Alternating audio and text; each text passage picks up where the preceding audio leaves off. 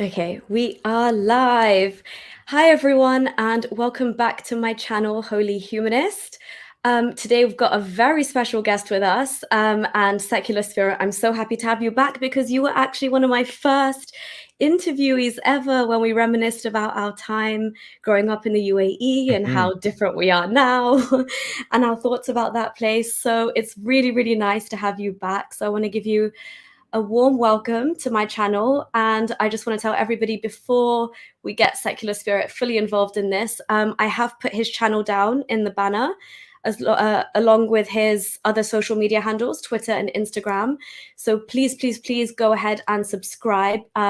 He's doing amazing work. There's some incredible collabs with Apostate Aladdin as well on the Sahaba. I watched that one. That was fantastic. And even as an ex-Muslim myself, I learned so many things. So please definitely go and subscribe. And I'm going to hand over the reins now to Secular Spirit because he actually conceptualized the stream today. And I thought it was a very good idea to kind of focus on this topic because we're usually just talking about Islam or our experiences within that. So it's kind of nice to step out and have a conversation about it from the other end.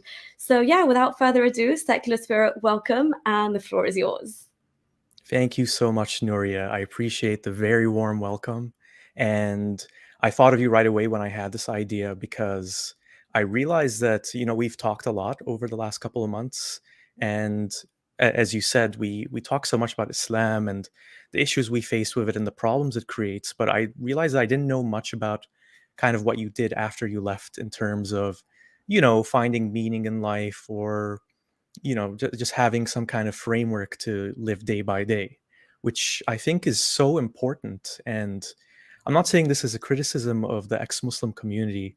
Uh, we focus a lot we focus a lot on the problems of Islam, which I think is a very good thing to do.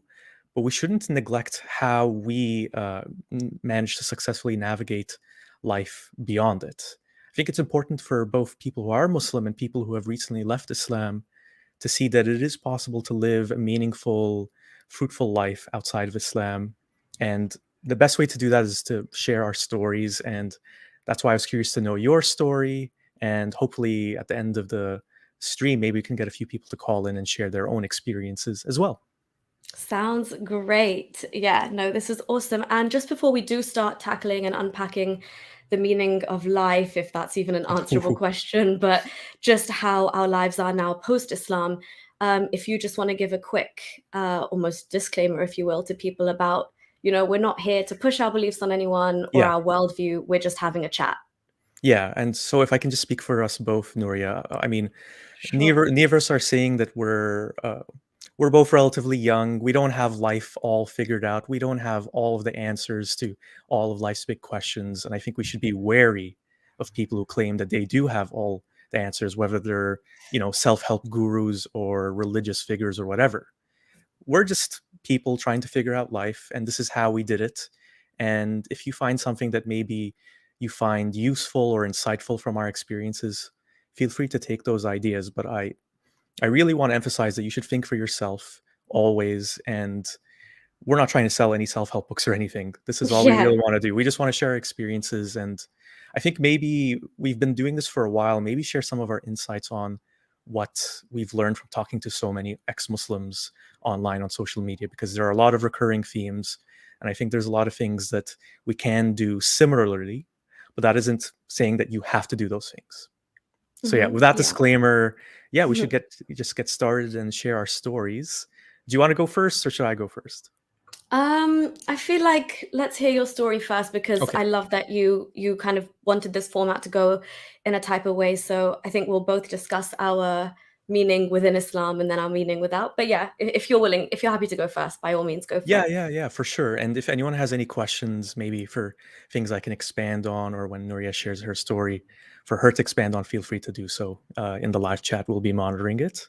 I have it right Yeah. here. And so I've shared my story of why I left Islam and what my life was like a couple of times on my channel. And I did kind of touch on what I did after I left and how I kind of figured things out. But I want to focus a bit more this time on, I guess, the nitty gritty of what it takes to really rebuild your life once you leave Islam. So, in my case, so I grew up in the Middle East, in Dubai, the United Arab Emirates. I wasn't in a particularly religious family. And for anyone who knows the UAE, the United Arab Emirates, it's not a particularly religious country, but Islam is infused in everything in society. Like if you're a Muslim, it's in every part of your life. Like you can't go a day without something Islam related, whether it's prayer or hearing the call to prayer from the masjid, the mosque, or even just in your day to day conversation where someone will say, God willing, inshallah. So it was ingrained in me. It was part of my personality. It was part of who I was. And so when I was around 16, 15, it's hard to remember exactly when it started. I started sinking to this really overwhelming depression. And it's what I call nowadays my why phase. So Mhm. I would be asking a lot of why questions, or why should I do this? Why should I go to school? Why should I care about this? Why should I do anything? And I think the reason why those thoughts started was because I was coming closer to the end of high school, almost at grade 12. And once you reach that age, there's all this change that's going to happen. You have to go to university, you have to pick a degree, you have to start your adult life. And I found myself kind of unmotivated to do anything. I felt like I'm just in school because people told me to go to school. And now I'm just going to university because that's the next thing you're supposed to do. And there was something missing. And the weird thing about it was, from all the lessons that I learned from Islam, it should have provided the answers, if that makes sense.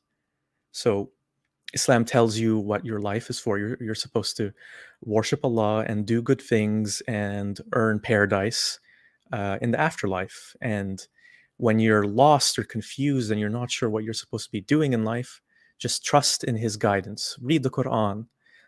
Listen to the examples of the Prophet Muhammad. And it just, something about it just didn't work for me. And I couldn't quite formulate why it didn't work for me. And when I finally did move, very reluctantly, I should mention, um, I moved very reluctantly to Canada for university, and I just picked some degree to do something, and I just started going to school, just kind of going through the motions because that's what I was expected to do. The crisis that I was feeling within me got worse. And because I was now living alone in Canada, I didn't have that immediate support network of family and friends to, just bounce ideas off, or, for them to just support me. And I don't know if Nuria, did you ever use MSN? Yeah, yes. Oh Yeah, my yeah. gosh. So I had MSN, and my poor mom, I remember I would just be bombarding her with basically all my teen angst, all of my depression, asking questions of like, why this, why that. I don't even know if it means anything. And uh, So it's like a it, full-on existential crisis, right? it Yeah. really was, yeah. And to her credit, she tried her best to guide me and give me love and support without telling me what I'm supposed to think. Mhm. And it got really bad. Like it got to the point where in that first year, I really didn't have many friends. I didn't really make an effort to make friends or date or anything. It was really just me doing the bare minimum of eating, sleeping, going to my classes, and then just restart and repeat the day. And the reason I mention all of this is because it took me getting to that level of just depression and not really feeling like I had any solid footing in anything for me to look at Islam. Because, like I Right. mentioned before, why wasn't Islam helping me address these things? And it was just so ingrained in my identity that I just assumed, well, Islam is true, Allah is true, He loves me, and all of these things that I'm going through now are a test from Him, and they'll all work out in the end once I die and the afterlife comes.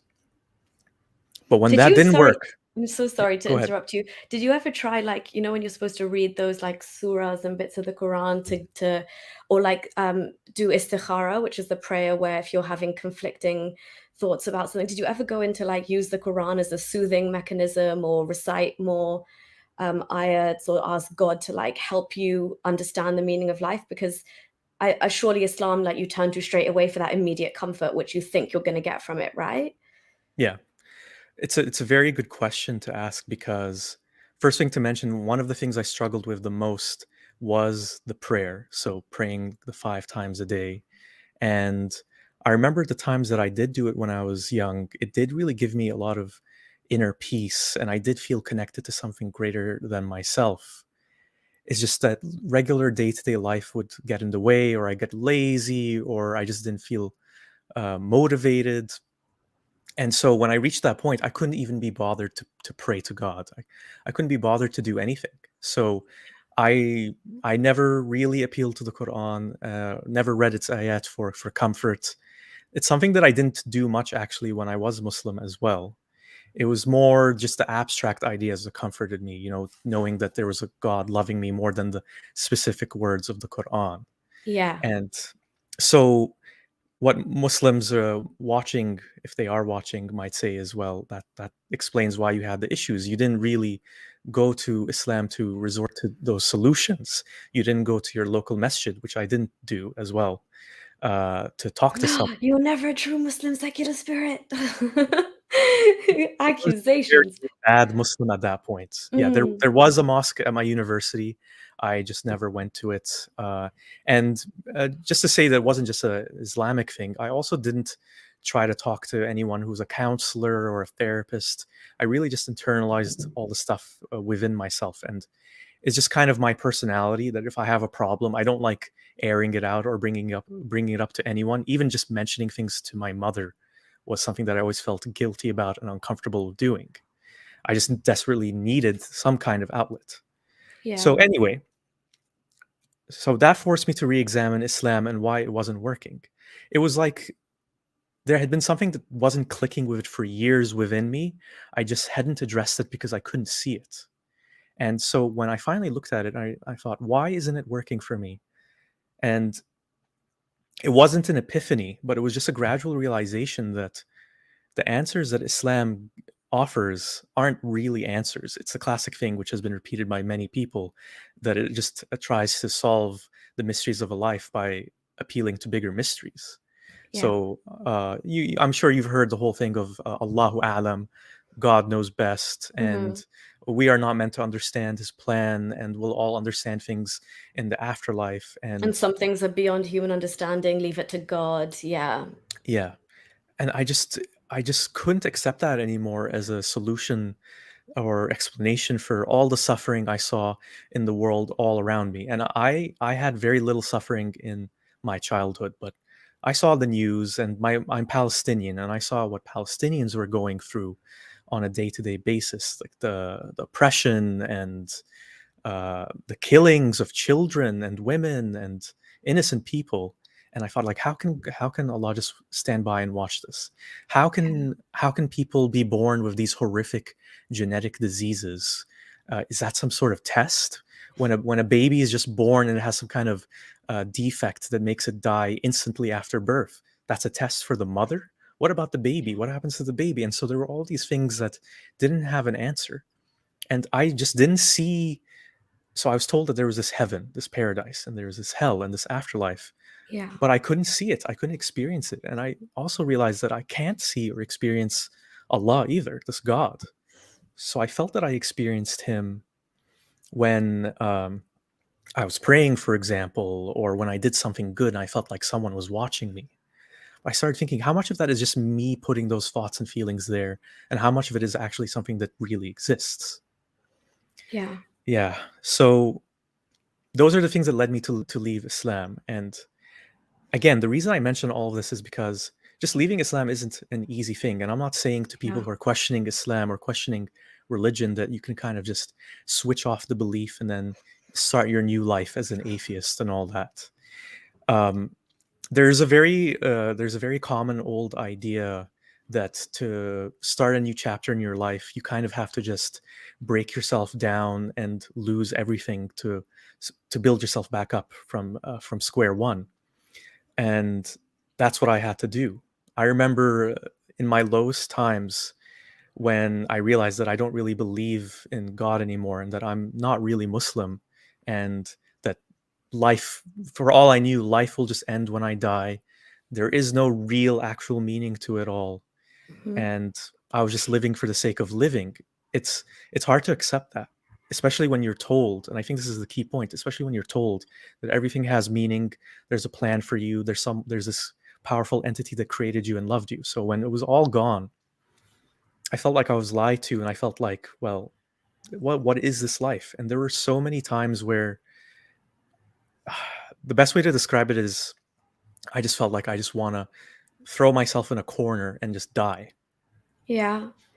Gosh, I'm so sorry. Like, it is that intense of an experience, and I can fully understand, like, the sentiments you're going through. But also, I just wanna touch real quick on when you're describing all of those feelings, like, the amount of self-awareness that you had to question yourself, but then it was almost like forced introspection, which is pushing you to the crux of questioning like the deeper aspects of each thing, like how is this actually benefiting me or enhancing my life, and how do I connect the fact that, you know, babies are born with cancer and this is what's going on with the Palestinian people, yet there's an all-loving God. But that took some, you have a very like inquisitive and a questioning mind, like those are your critical faculties kicking into action. So I mean, obviously now, because we're through all of that, that's a beautiful thing to see, but during that process, it's absolute hell. Everything, you know, is kind of breaking down piece by piece. So yeah, no, sorry, I just wanted to say that that level of No, no, it's so introspection, true.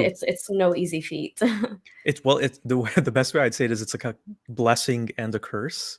Mhm. So I've always kind of been this way where if I see something, I just start questioning it. I like to know why something is happening, what's behind it, what's the whether it's, stuff you see in the news or things my parents would tell me I had to do. I would just always be questioning, and I had to go under the surface and know.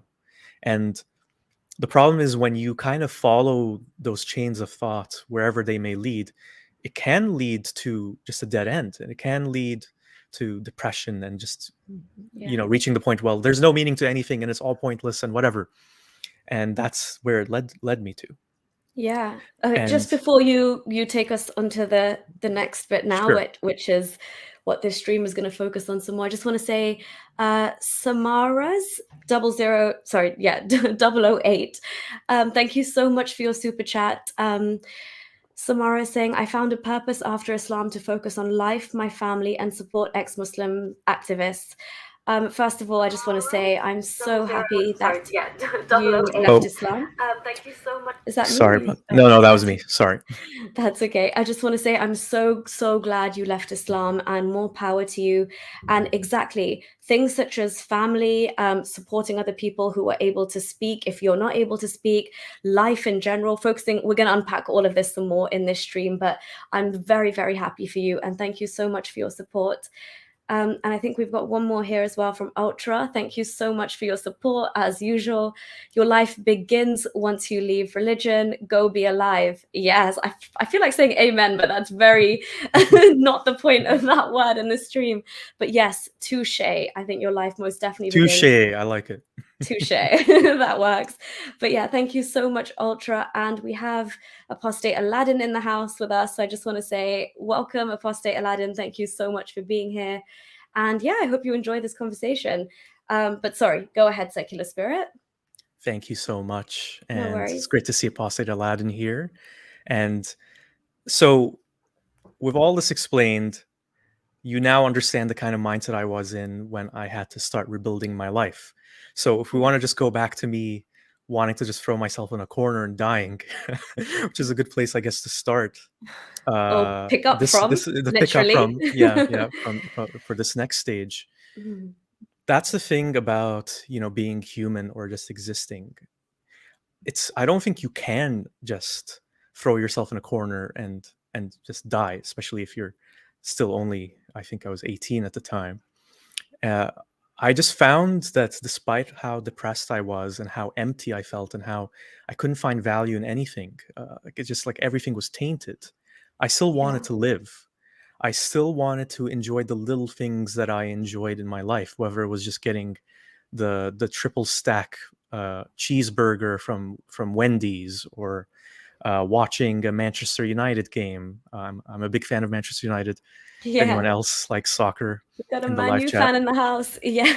yeah. So I still cared when they won the Champions League, whenever that year was, and so and I still cared about my family. I still cared about my parents. I was still worried about my grandparents when they got sick, and I just thought, well, why do I still care about these things if it's all meaningless?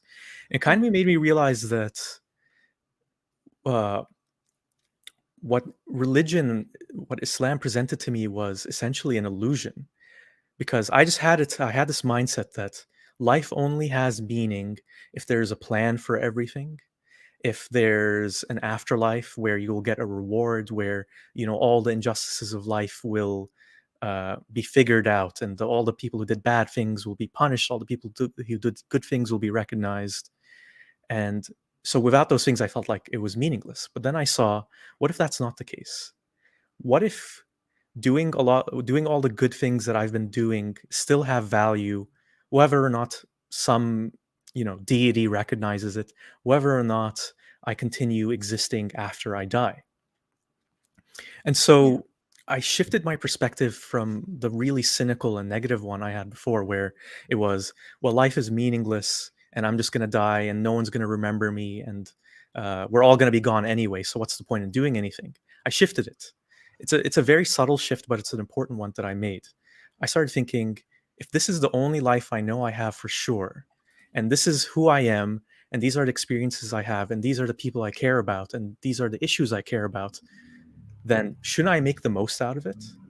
If it truly is the case that life has no meaning, shouldn't I try to make a meaning for my life? And can't I see people doing that all around me all the time? Whether they believe in a god or not, there's people, atheists, who care so much about others, who are trying to help others, and uh, they're not wallowing in woe is me and sinking into nihilism and apathy. They're actually trying to make the world a better place, because when you boil it down, if you're throwing yourself in a corner and you're depressed, you're still suffering. Yeah. You're not going to just cease. Your heart isn't just going to cease to beat. I mean, for the most part, I think uh, Mm. your suffering will continue, and so we just have to do something to alleviate our suffering. That's just in our nature. And that's what I realized I wanted to do. I didn't want to suffer anymore. I Yeah. didn't want to wallow anymore. I wanted to do something positive because it felt good to do something positive. And I didn't care about it any more than that. I didn't care about it being tied to some deity. I didn't care about it being tied to, oh, I'm going to be recognized for this and I'm going to go into a nice little heaven. I just wanted to do it because it felt good. And it just kind of And built from there. And what did that look like? Sorry, because now you're going through an insane mental shift. You're actually literally changing your mindset to adapt to this. Now you're like, I'm gonna approach life, but Mhm. that mindset, which it wasn't an on and off switch immediately, but it was almost like a slow switch. So what did that process look like? Was that kind of you giving yourself some like self talk and being like, look, if I want to approach life, I need to change my outlook, or did you see that there were atheists out, or even if they're not, full blown atheists, but like if there were people out there who are thriving without the concept of God, then why can't I take a book out of their leaf and do something? Did you come across anything, or was there a lot of like self pep talking going on? What pushed that? Well, there's always a lot of self pep talk with me. Yeah, Like I, got it. I'm Yeah. I'm a classic example of people who of someone who just overthinks everything. And so while I was doing that at first, what I started to do, what I had to make myself do, is stop trying to think of what's the point of every single thing I was doing, Okay. and just focus on doing them and see what happens. So I Hmm. think it was just a case of me just no longer having expectations for everything. So So you not became a having. doer as well, and less of a thinker, more of a doer. Yes, That's yes. yeah. So I went and befriended people without expecting friendship back. I Hmm. just started doing nice things without expecting some sort of reward for it. I just did it because it felt good and I wanted to help others for the sake of helping others, whether that was, just being nice or holding the door open for someone, or helping someone do their homework or whatever.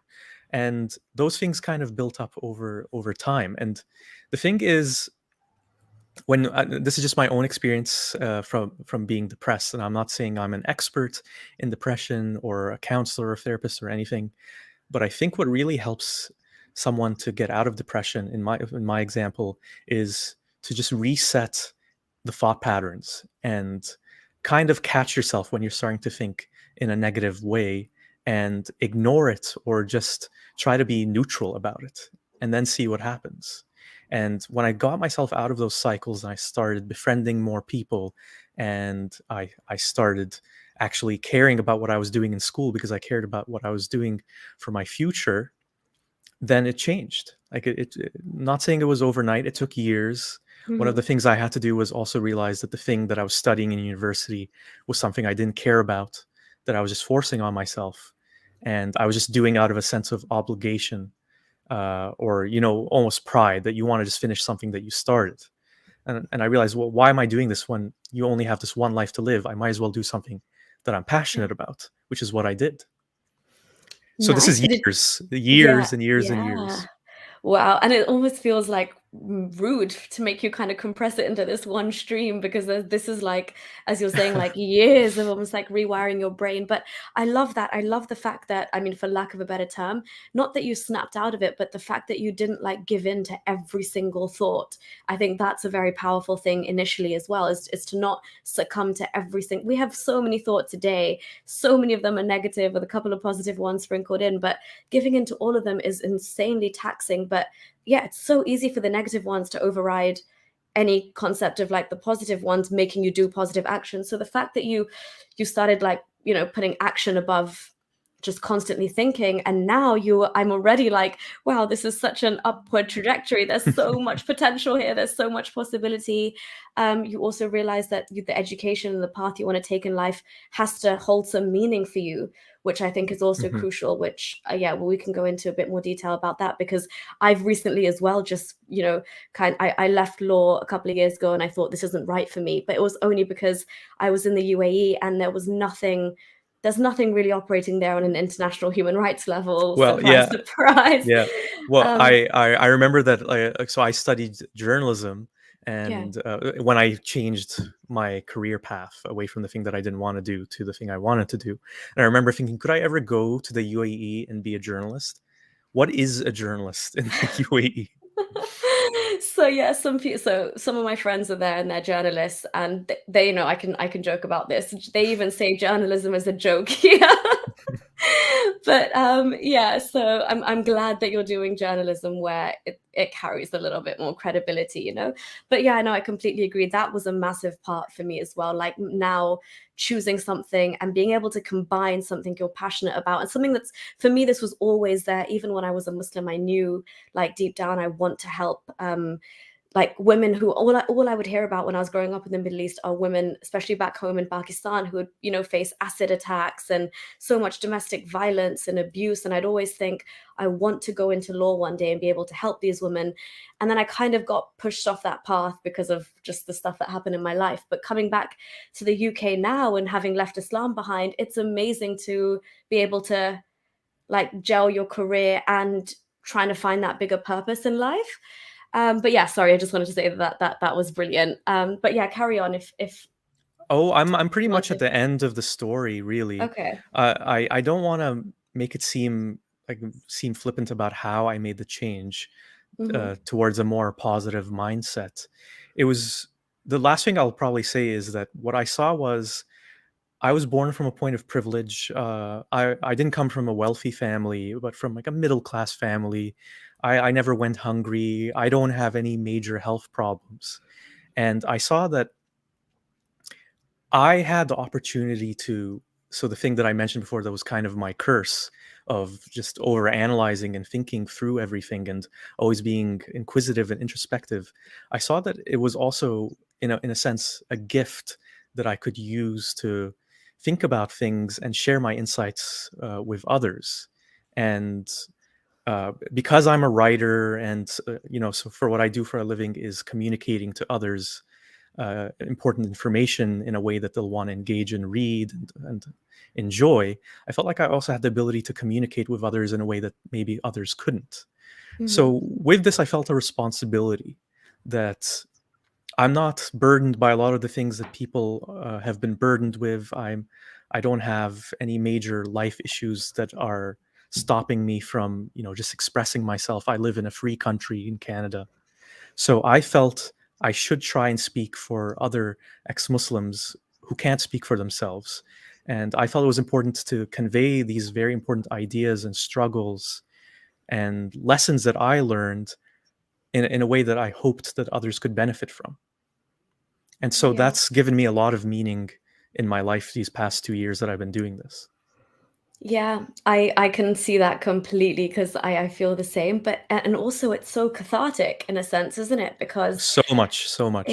I think that is a great word to describe that feeling of finding a purpose, but also not even healing, because I think we've done a lot of our healing before we got to this stage, to be able to, talk and rationalize these things through. Because as you're saying in the moment, um, even for me, it happened over a good few months where like I was everything shattered, and you have to rebuild a lot of things. But now being able to speak about this and connect, like I found an entire new family amongst, people like yourself, and I think we kind of also started around the same time. And when I came across your Twitter account, I was like, wow. And then that UAE connection is just like such close lived experiences, but we come from two completely different angles. Yet there's so many parallels in how that journey happens. But the one thing that is consistent is that it doesn't, for most people, happen overnight. And that journey is one. And actually, there's going to be a YouTube live later tonight. I think it's going to start in the UK at midnight, or actually now, and then it goes across through America, I think it's, and then Australia. So I just recorded a snippet for this organization called Recovering from Religion. And it's organizations like that that make you realize the amount of support that's needed for people who are going through this exact So process that you much, yeah. described, that middle phase of just leaving it all, questioning, and then reassessing and picking up. That can look like a week for somebody, it could look like a couple of months, or it could look like a couple of years or decades for people. Well, that's the um, funny thing is don't follow my example where I was just this stubborn person who didn't want to talk about it with anyone and just, took years to figure it out for myself. I think if you just talk to other people about it, it could save you a lot of time But from secular my own spirit, experience. sometimes there's no one to talk to, right? Like I will Mhm. literally fess up to, I went through my entire process of one day believing in Islam to not all by myself, minus the help of like YouTube, the YouTube videos I was watching and the things I was reading and looking up. There was not a single soul around me or in my contact list that I felt like I could call up and speak to about this. That's why for me, like Twitter was a Mhm. lifesaver. And then, being able to like know that there's people out there like you and you're not crazy. But I wish I had. And then when I eventually went to therapy, I was just like, I'm gonna let this all out on this therapist, she's a stranger. So sometimes it feels better to actually, literally let it out to a stranger in that way. And I was like, she's not my grandma or a cousin or anyone that's still a Muslim, and they're going to feel like me saying I feel this type of way and I'm struggling. To say that to somebody, I almost felt like it was unfair on them as well, because they don't know how to deal with somebody who's saying, I don't believe in your God anymore. And the reason I don't is because, well, he married a 6-year-old, and then they have to first like confront that themselves. And you're like, well, I can't just put that on them. So like for me especially, I had to walk a really, really fine line. There were times when I'd come across a hadith so ridiculous. I think it's one of the ones about the final days will not come until that pig is killed, like it's referring to one giant pig. And I was like, what am I I don't know reading? that one. Oh, really? I'll look it up and I'll put it in the description of this stream. But I remember I could not resist. I sent that to my parents and I was like, guys, LOL, like what is this? But and even they were like, okay, that's really strange, but they wouldn't take that step further to like, actually address any of the main issues for me. So yeah, you're right. If you can talk to somebody, whether it's a stranger, a therapist, friends who you can trust or Yeah. confide in, even if it's a sibling who would not judge you, then by all means do that, because yeah, what you're saying is true. Obviously, the second you can kind of get it off your chest and talk about it, it helps so much. Yeah, there's just something about uh, how ideas or thoughts, once they're taken from outside your own mind and just let out or expressed, that it changes. maybe you just True. see it from a different perspective. Maybe you realize that it's not as bad as it seems, or maybe you realize that, well, there's something I can do about it once someone hears it and, shares their opinion or what they did about it. So there is a Yeah. lot of power in that, for sure. No, definitely. And okay, just real quick, Ultra, so thank you so much for your support again. Ultra sent a super chat saying, just subscribe to Secular Spirit, hashtag be like Ultra. We'll even chuck in a G block for you today. Thank you so much. Everybody else, Thank please, you so much. Yeah. if you haven't already subscribed, please go ahead and do so. The link is in the banner. And then Ultra, again, thank you so much for your support. Ultra saying, got Haris Sultan's book on Audible, hashtag be like Ultra. I hope you enjoy it. It's in that fancy Aussie guy's accent. So yeah, let me know what you think. But thank you so much for your support again. And Ultra again, G Block. Secular Spirit, will you shout G Block for Ultra? It's for people who are godless. G block. There you go, Ultra. Got you another fan. Thank you for your support, though. But yeah, Secular Spirit, thank you so much. Do you want to sum up any of your experience, and then I'll kind of give you a bit of mine, and we can take some calls? No, I'd love to Anything you'd like hear to say? your experience for sure. Okay, so I Yeah. was thinking about this when you kind of said we should talk about, life after Islam, and just to compare the difference in like when I was a Muslim. Sorry, Is that your always, end or my end? I can't that's tell. me. There's always something going down here. Sorry. It doesn't help that I live on like a main road as well.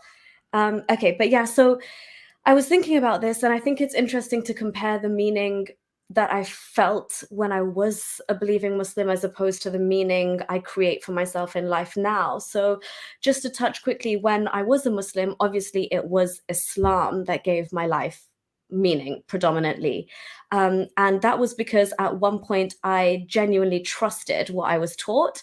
And I think this is a problem for a lot of us because as Muslims, you are indoctrinated from birth.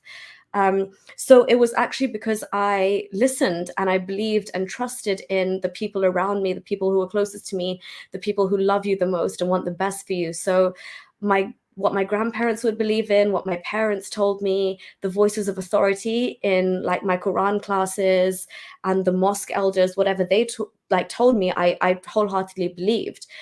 So in other words, it was purely indoctrination, and I see that now, and that's why we speak about it. But I genuinely did believe that Allah existed and that Muhammad was the last messenger of God and that he was the perfect example for humankind.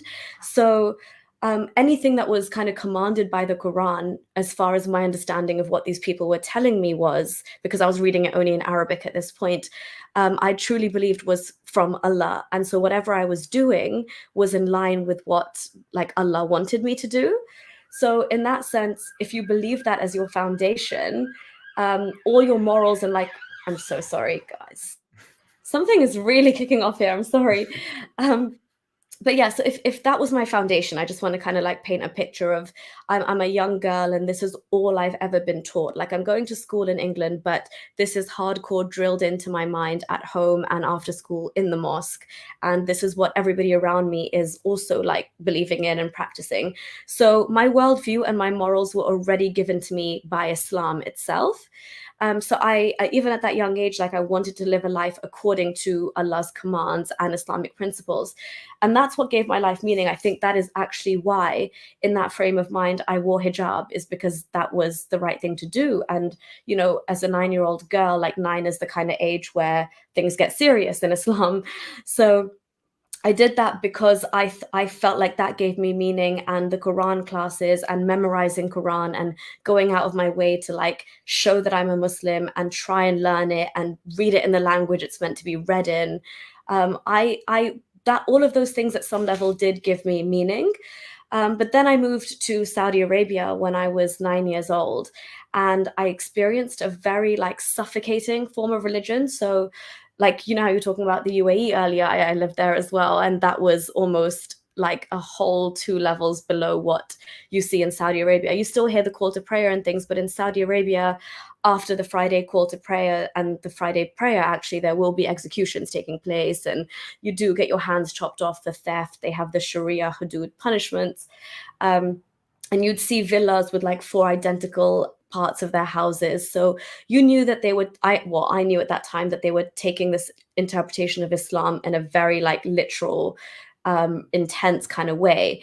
And the only thing that kept me like really hell bent on believing this was the right faith is just because the people around me and the people I'd interact with and my own family would say, this is a very Wahhabist approach to Islam. Like, you're a Muslim, but you don't have to take it to this extreme. Like, we're Muslims, and there's certain things here that we don't agree with, but they have it wrong. Like, this is a wrong interpretation. So naturally, because I was also in a mixed school, and as you said as well, I think both of us are very lucky enough that we come from, relatively privileged backgrounds where we've grown up, we've like lived an expat life, we've gone to like pretty good schools, and we have it good. We could happily stay as a liberal or kind of not so good of a Muslim. So that's what I did. I turned a lot more liberal, and as you said, secular spirit, I felt the exact same thing. I didn't need to pray 5 times a day. That seemed like a lot when you're a little girl at school and you're trying to juggle that. And I was really into playing football and sports and all of that kind of jazz. So my relationship with God then became so personal. And I was like, it's just, if I'm a good person and I have full faith in Allah in my heart, and I do what I can, like I would fast and do all the other things. And we would go to Mecca a lot because we lived in Jeddah, which is just like a 40-minute to an hour drive to Mecca. So I would do so many, the mini Hajj is called an Umrah for those of you who don't speak Arabic. But we would go and do a lot of umrahs, like literally almost on the weekends. Every weekend, you just put your abaya on, drive to Mecca, and the feeling when you are a Muslim is that once you do that, you are cleansed. You touch the black stone. Oh my God, this sounds ridiculous. You touch the black stone, and all your sins are wiped And the away, and Zemzem water and the purifies you as well. Zamzam water, oh my God, yeah. I was like, face washing, hair washing, sprinkle it everywhere. Get that Zamzam, bottle it up, take it home. But you almost feel like reborn. And every single time that kind of reinforces this notion of, wow, I'm so lucky to be close to God's home. Like, who gets to move from England to Saudi Arabia and get to like go to the Kaaba every weekend, and we're so blessed. So I would ignore all of the visible signs of Islam around me. But the meaning for me at that point was, as you said, I kind of always did one. I was a bit of a rebel, but I wanted to always do well enough at school to like progress onto a good university. But that meaning there was the personal connection with God and this faith in inherent inbuilt faith that I had in God. But I did always have this kind of underlying drive, as I said, to, like, I'd see injustice around me, but within the capacity of being a Muslim. And I'd always feel like I want to study and I want to go into something in life that's practical, where I can make an actual change.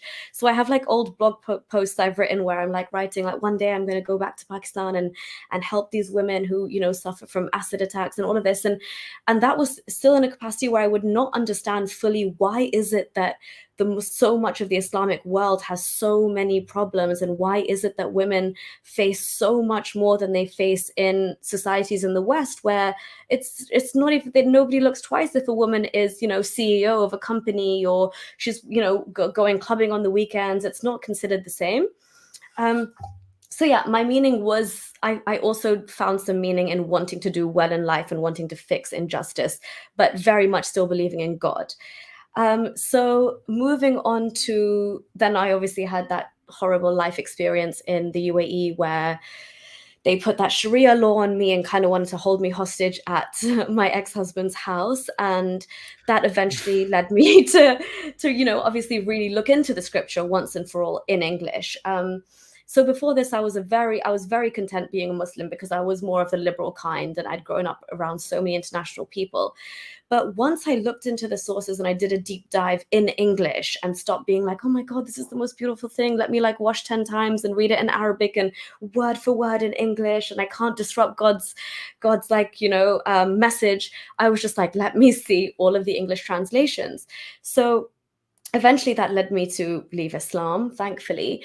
And I think in that process, as you said, secular spirit, it was Well, it happened over like I'd say about a year, but like a good 7 months of I was just on a mission to learn like the truth of it. So I was literally eat, sleeping, and just binge watching video after video. I was on tafsir websites. I had like 20 tabs open. I had the Quran here. I had I was like, I was on one for a very long time. And I was just, every single thing I was learning, it just got worse and worse and worse. And I remember the second where I think it was a video that the masked Arab had done. It was one of his, like, I think it was Islam and ISIS, and it was the direct passages of the Quran that ISIS used to, justify what they To do. justify, yeah. Yeah, and I was literally gobsmacked. And there, I was sitting at my grandma's house, and there was an Allah and Muhammad, like, a thing on the wall that some Muslim people put on the wall, like the 99 names. And I just looked at that, and in that moment, like that moment is etched in my mind forever, because I was looking at Allah on one side and Muhammad on the other, having just found out what I did, and I was like, none of this is true. Like, this is, you have been like severely conned, not just you, but like, generations of your family, like all these people around you, they're still in this, everyone's still bought into this. And then obviously you switch it onto yourself, and I'm like, hold on, am I crazy? Like, is my brain wired differently? Why do I think like this and all of them don't? And that was a long process to kind of deal with that by yourself. And that's why I'm so grateful for the internet, because Twitter videos of like ex-Muslim North America Association, their long panel dialogues, I would just watch that over and over again, to be like, there's people who are saying the same things, and they're showing their faces, and they're not afraid. So clearly I'm not the only one to think like this. But as you said, like, I would just be going about my day, and every second you're just like, wait, what does that mean? What do I like? Where do I stand now on like LGBTQ rights? And where do I stand on this? Like, all of this now has huge question marks on it, because whereas God told me that, you should never like be friends with Jews, or there's going to be a whole war and they're going to summon the end of the days and all that kind of thing. Now, what is my personal opinion on Jewish people? I need to kind of come up with this, like, all by myself. And again, like I said, in my situation, I had nobody that I felt like I could speak to, especially nobody around me, that I felt comfortable saying this to. It was almost like a dark secret that I was hiding. So downstairs in the living room, Islam channel would be on, and like my family would be listening to that. And here I am going through like this mental, like, Islam is just dismantled in my brain, and I'm just there like upstairs watching Apostate Prophet or something. I'm being like, oh my God, like, this is mental. Um, If I but can I, ask you a yeah, question, yeah, sure, how sure. how how did you feel? What changed about your whole view of yourself as a woman? Because, as you know very well, better than me, when you're a woman in Islam, you have a more specific role in society and what you're supposed to do and what you're not supposed to do. So, how did you feel once that was also all gone or questionable? To be honest, it felt like, because I've always kind of I had a pretty liberal and like co-ed education, and my parents have never differentiated how they treat me and my sisters versus my Well, that's brother, good to hear. thankfully. Yeah, so I already came from a place where, we were quite empowered as women, and we were all opinionated in my family. But it was actually more the like, or like the punch in the guts that I felt from reading the Quran in English, and the position that it gave women, where I was so disgusted. I was like, I can't accept that. I would never accept that. Like, that's actually tainting what I am now. So being able to push that aside, knowing that I'm not just doing it for any superficial reasons, but that this is actually damaging, and it just does not fly in the 21st century. And people who say they want to be a feminist and stick to this, they have a lot of figuring out to do. But the fact that I could distance myself from it, I genuinely felt so liberated, because I'm like, yeah, that's going to tell me what the Quran is telling me, what my worth is. But I know my worth is way more than what that's saying. So I'll push that book aside and live my truth. And because, as you said, we are blessed enough to be in a free country and a liberal country, it's an environment where I like everything I watch on TV, every time I go out, every time I apply for jobs, those things are reinforced by society. Like, you are powerful, you can do whatever it is you want. Obviously, there's different feminist problems in the West, like, shattering the glass ceilings and all that, and getting more board positions. But in general, I was like, from being told you get half the inheritance and you're deficient in religion and intellect, and the majority of you are going to end up in hell, and you should cover up, and children can get married, and your husband can have 4 wives. I was like, I would take this side any day, mate. Like, this is terrible.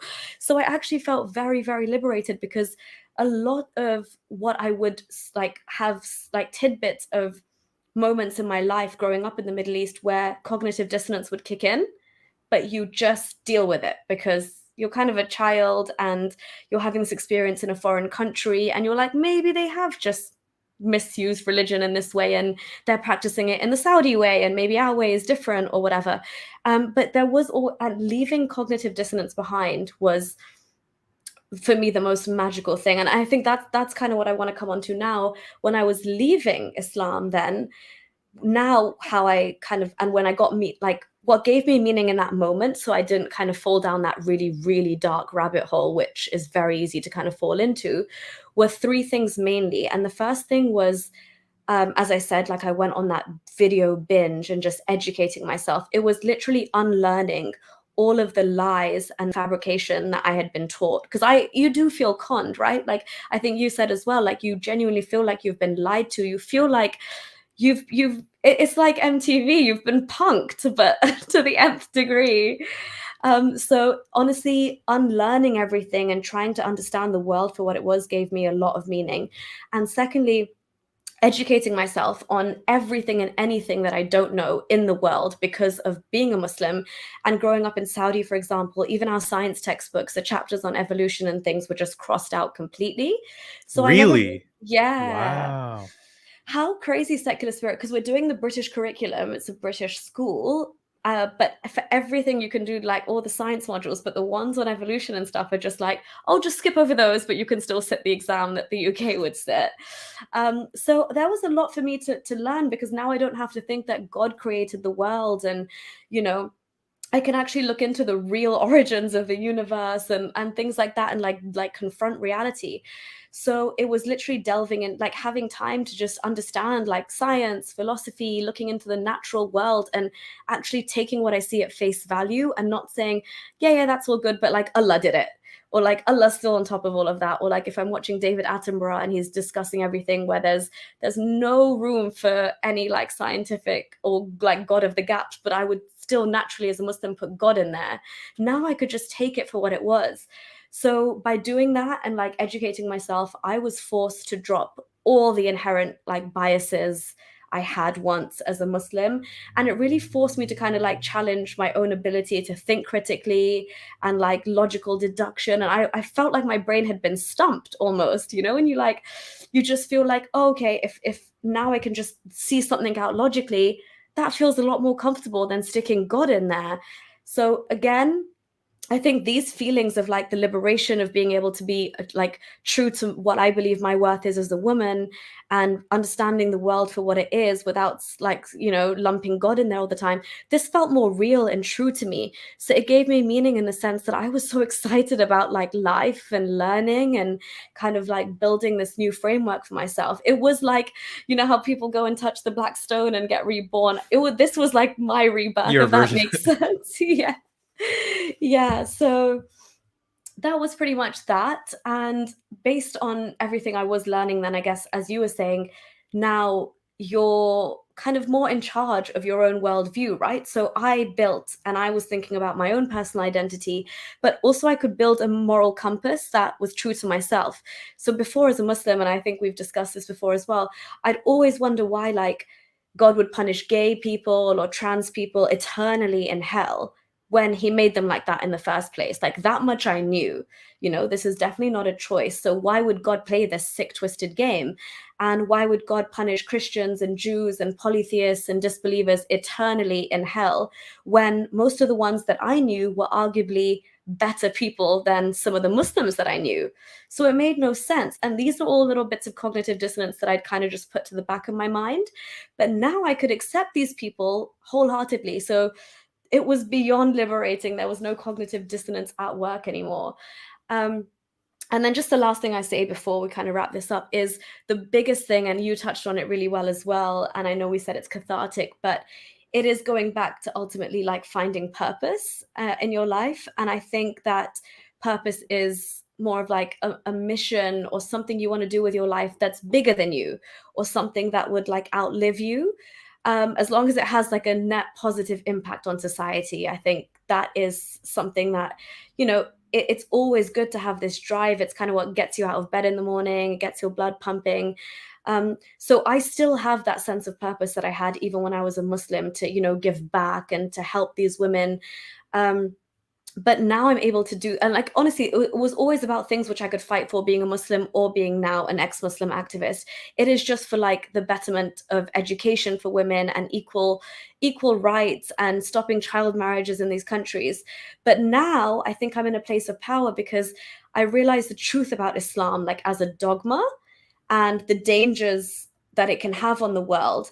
So I feel like I have an even bigger mission, if that makes sense, as because I can now call out the source of that problem, or like parts of the source of that problem, in the wider fight for like women's emancipation. Whereas before I was doing it from a place of cognitive dissonance, if that makes sense. So I would say, oh, we have all these problems in this country, but Islam needs to stay. Islam is right. Like, but now I can actually Even say, if it might be the cause of a lot of the problems. yeah, yeah. And now it's like, you know, it's almost like the rose tinted glasses are off and you're seeing clearly, and you're like, damn, Islam is a massive contributor to these problems, and we need to call it out, because you're never going to fix these problems if you, like in Pakistan, for example, we have the Women's Rights March coming up, and they're just asking for like my body, my choice, and things like that. But then a sign next to it will say Allahu Akbar, and like Allah is the greatest. But Allah is the one who's kind of taking away those rights from you in the first place.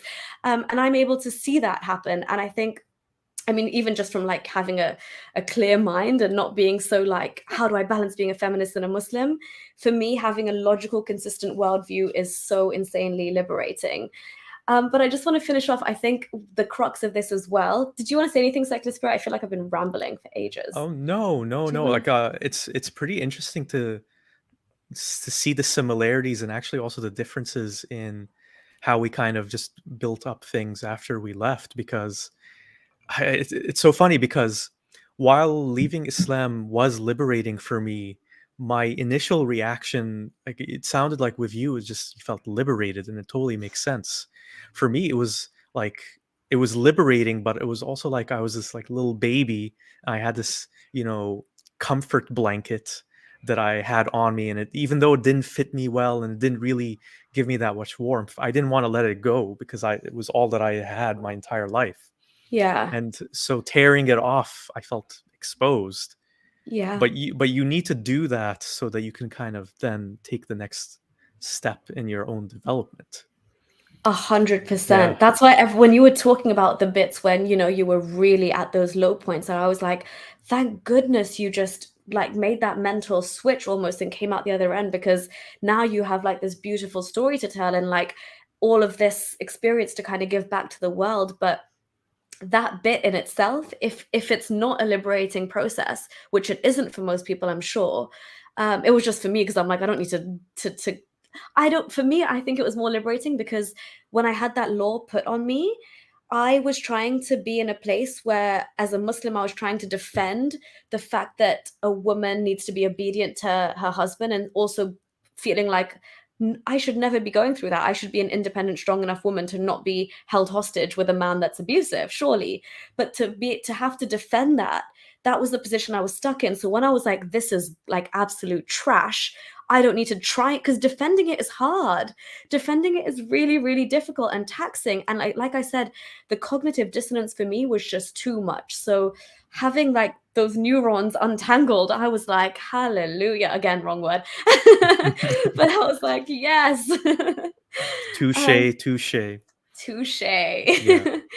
That that's But the that's the kind of thing with religion, is that you get those comforts and you get those certainties of what you're supposed to think about something. What do I think about Jewish people? What do I think about LGBTQ rights or whatever it is?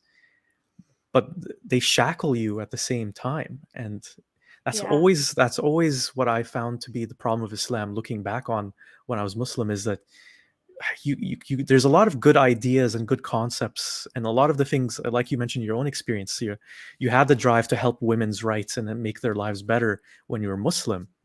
It's just, it comes with all of this baggage. And I think an important realization people should have is that you can have a lot of the good things that religions offer just without that baggage. Yeah, exactly. And you realize, like, this is another beautiful thing you realize is that, um, like, coming out of this process, I was like, do you know what? Like, me as a person and the way that I interact with people and the way that I actually genuinely feel inside has not changed. So, what is that actually solidified for me? The fact that I don't need religion to tell me exactly what to do for me to operate as a good person. This was already inside me. This is still inside me. Like, I'm not a different Nuria inside than I like as a Muslim than I am now as an ex-Muslim. In fact, it was stressing me out because I was like, I love my Christian friend. Why are you going to burn in hell? But I had to be like, no, God has a way. Da, da, da. Maybe he'll make them burn for a bit, then he'll bring them to heaven because they Just were burn for a believers of little the bit. book. Yeah. Do you see the kind of shit you have to rationalize? This was driving me mental. I was like, burn for a little bit. Okay, I guess that's a justified punishment. Is it? No, it never is. But now I can say that and believe it and mean it. So it for me almost was so liberating because it aligned more with my truth. Islam, Mhm. as you said, it shackles you. And I felt like it was caging me to be this divisive, toxic person. And I would always feel guilty because I didn't bow down 5 times a day. I was like, I don't have the time to pray 5 times a day and then do all the other extra prayers to get more rewards, like I don't have that time. I either do great in my exams or I just bow up and down to God all day and like don't. um so yeah, it's just so much more authentic to be able to be like, okay, that was a load of baloney and I'm out of it. But I think what one thing, and I get this question so much, I think for people who are on the verge of leaving, the one thing that I won't go into this too much now. I'll probably make a Okay. video about it at some point. But a lot of people is just kind of shaking that fear of heaven and hell and the afterlife, which I'll just say it very quickly. Like for me, once I stopped believing in Islam and Allah, and then by um by like extension the Abrahamic god of any kind, so I didn't believe in the Abrahamic faith. For some reason I also the concept of heaven and hell eroded so quickly with that. That's not something that stuck with me as a fear, like as some like a fear binding thing that's kept me into Islam. Even if I realized that Islam was problematic, I actually just went for the very like typical, okay, if I had no idea what was happening for millions of billions of years before I was born, it will probably be the exact same thing when I die. But I 100%, 99.9% can say there is not a hellfire the way the Islamic sources describe it. And then I went into researching as well. And it just takes like 5 minutes to be like, where did Islam copy their concept of hell from? And then you can go back to like the Zoroastrian hellfire, and then the first time that the It's a concept very of old hell was. idea. Exactly. And everyone's hell is different. The Nordic hell is different. An Indian hell is different. There's so many different hells, and each hell is based on the thing that that society feared the most. So if you're talking about the Nordic concept of hell, it's just endless wandering in like ice and snow and those kind of conditions, because that's like the worst thing. And then you look at the Arab version, it is like complete intense heat. And I think there's a hadith that says the cause of hellfire in hell in Islam is extreme heat. But that's what the society and the environment they lived in. So I think that's all kind of like that's really easy to like rationalize and move past once you get to that. But the question, I'm sure Secular Spirit, you've got this as well. I'm sure Apostate Aladdin, if you're still listening, you get this a lot. And it's basically like, well, and I don't want to speak for Apostate Aladdin because I'm not sure if he is. Secular Spirit, correct me if I'm wrong, but as I'm an atheist in general. So as an atheist, people are like, well, since you're an atheist, like, what's the meaning of life? You have no purpose in life. Like, if there's no, afterlife and stuff. And I actually think, and I want to quote Ricky Gervais on this, Oh, great. I because love Ricky. I love Ricky too. I'm such a fan. Oh my God, that's cool. We should talk about that afterwards. For sure. Um, Yeah, yeah, I love his stuff. So he actually puts it really, really well. And he was like, when people say, if you don't believe in God, then what's the point of your life? And he actually says, people think atheists don't have anything to live for because they don't believe in a God, where in fact, it's the actual opposite. We have everything to live for because we understand that life is finite. And we literally, honestly, we embody the concept of YOLO, like you only live once. We have kind of reckoned with that fact. And it's like, I mean, I'm happier in this frame of mind because like a lot of Muslims do, or a lot of religious people would do, we don't resign ourselves in this life and say that everything happens for a reason, or that it was God's will, as you said, when children are dying and atrocities are committed. Yeah. um, and we don't also take that cop out and say this life is a test and you'll get justice in the afterlife, and true life begins in the afterlife. We literally are wanting to soak up as much of this life as possible, before it's over forever, because that's what we actually believe.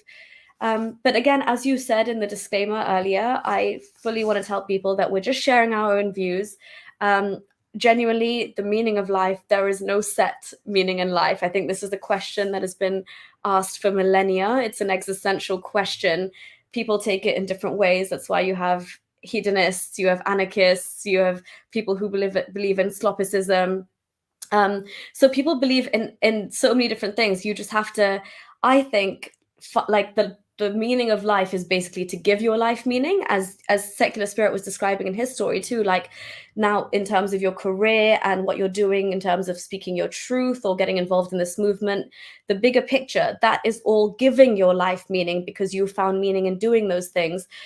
So I think whether it's like perfecting a hobby, whether it's traveling, whether it's building and nurturing relationships and family ties, whether it's focusing on your career, whether you're a neurosurgeon or you want to be like a salsa teacher, the point is to like add value to your human experience in a positive way, and use your time here to do things that like you love, but also to discover, to be creative, to express yourself.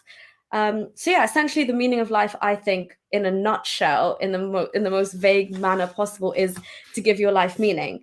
But along the way, obviously, like fill it with love and laughter. I think that's what I try and do with Secular Spirit. I don't know about you. I just try and have nice experiences. I love to laugh. I love to like try new things. I love trying new food. I like having a nice wine. Like, I love good music. I love going to festivals.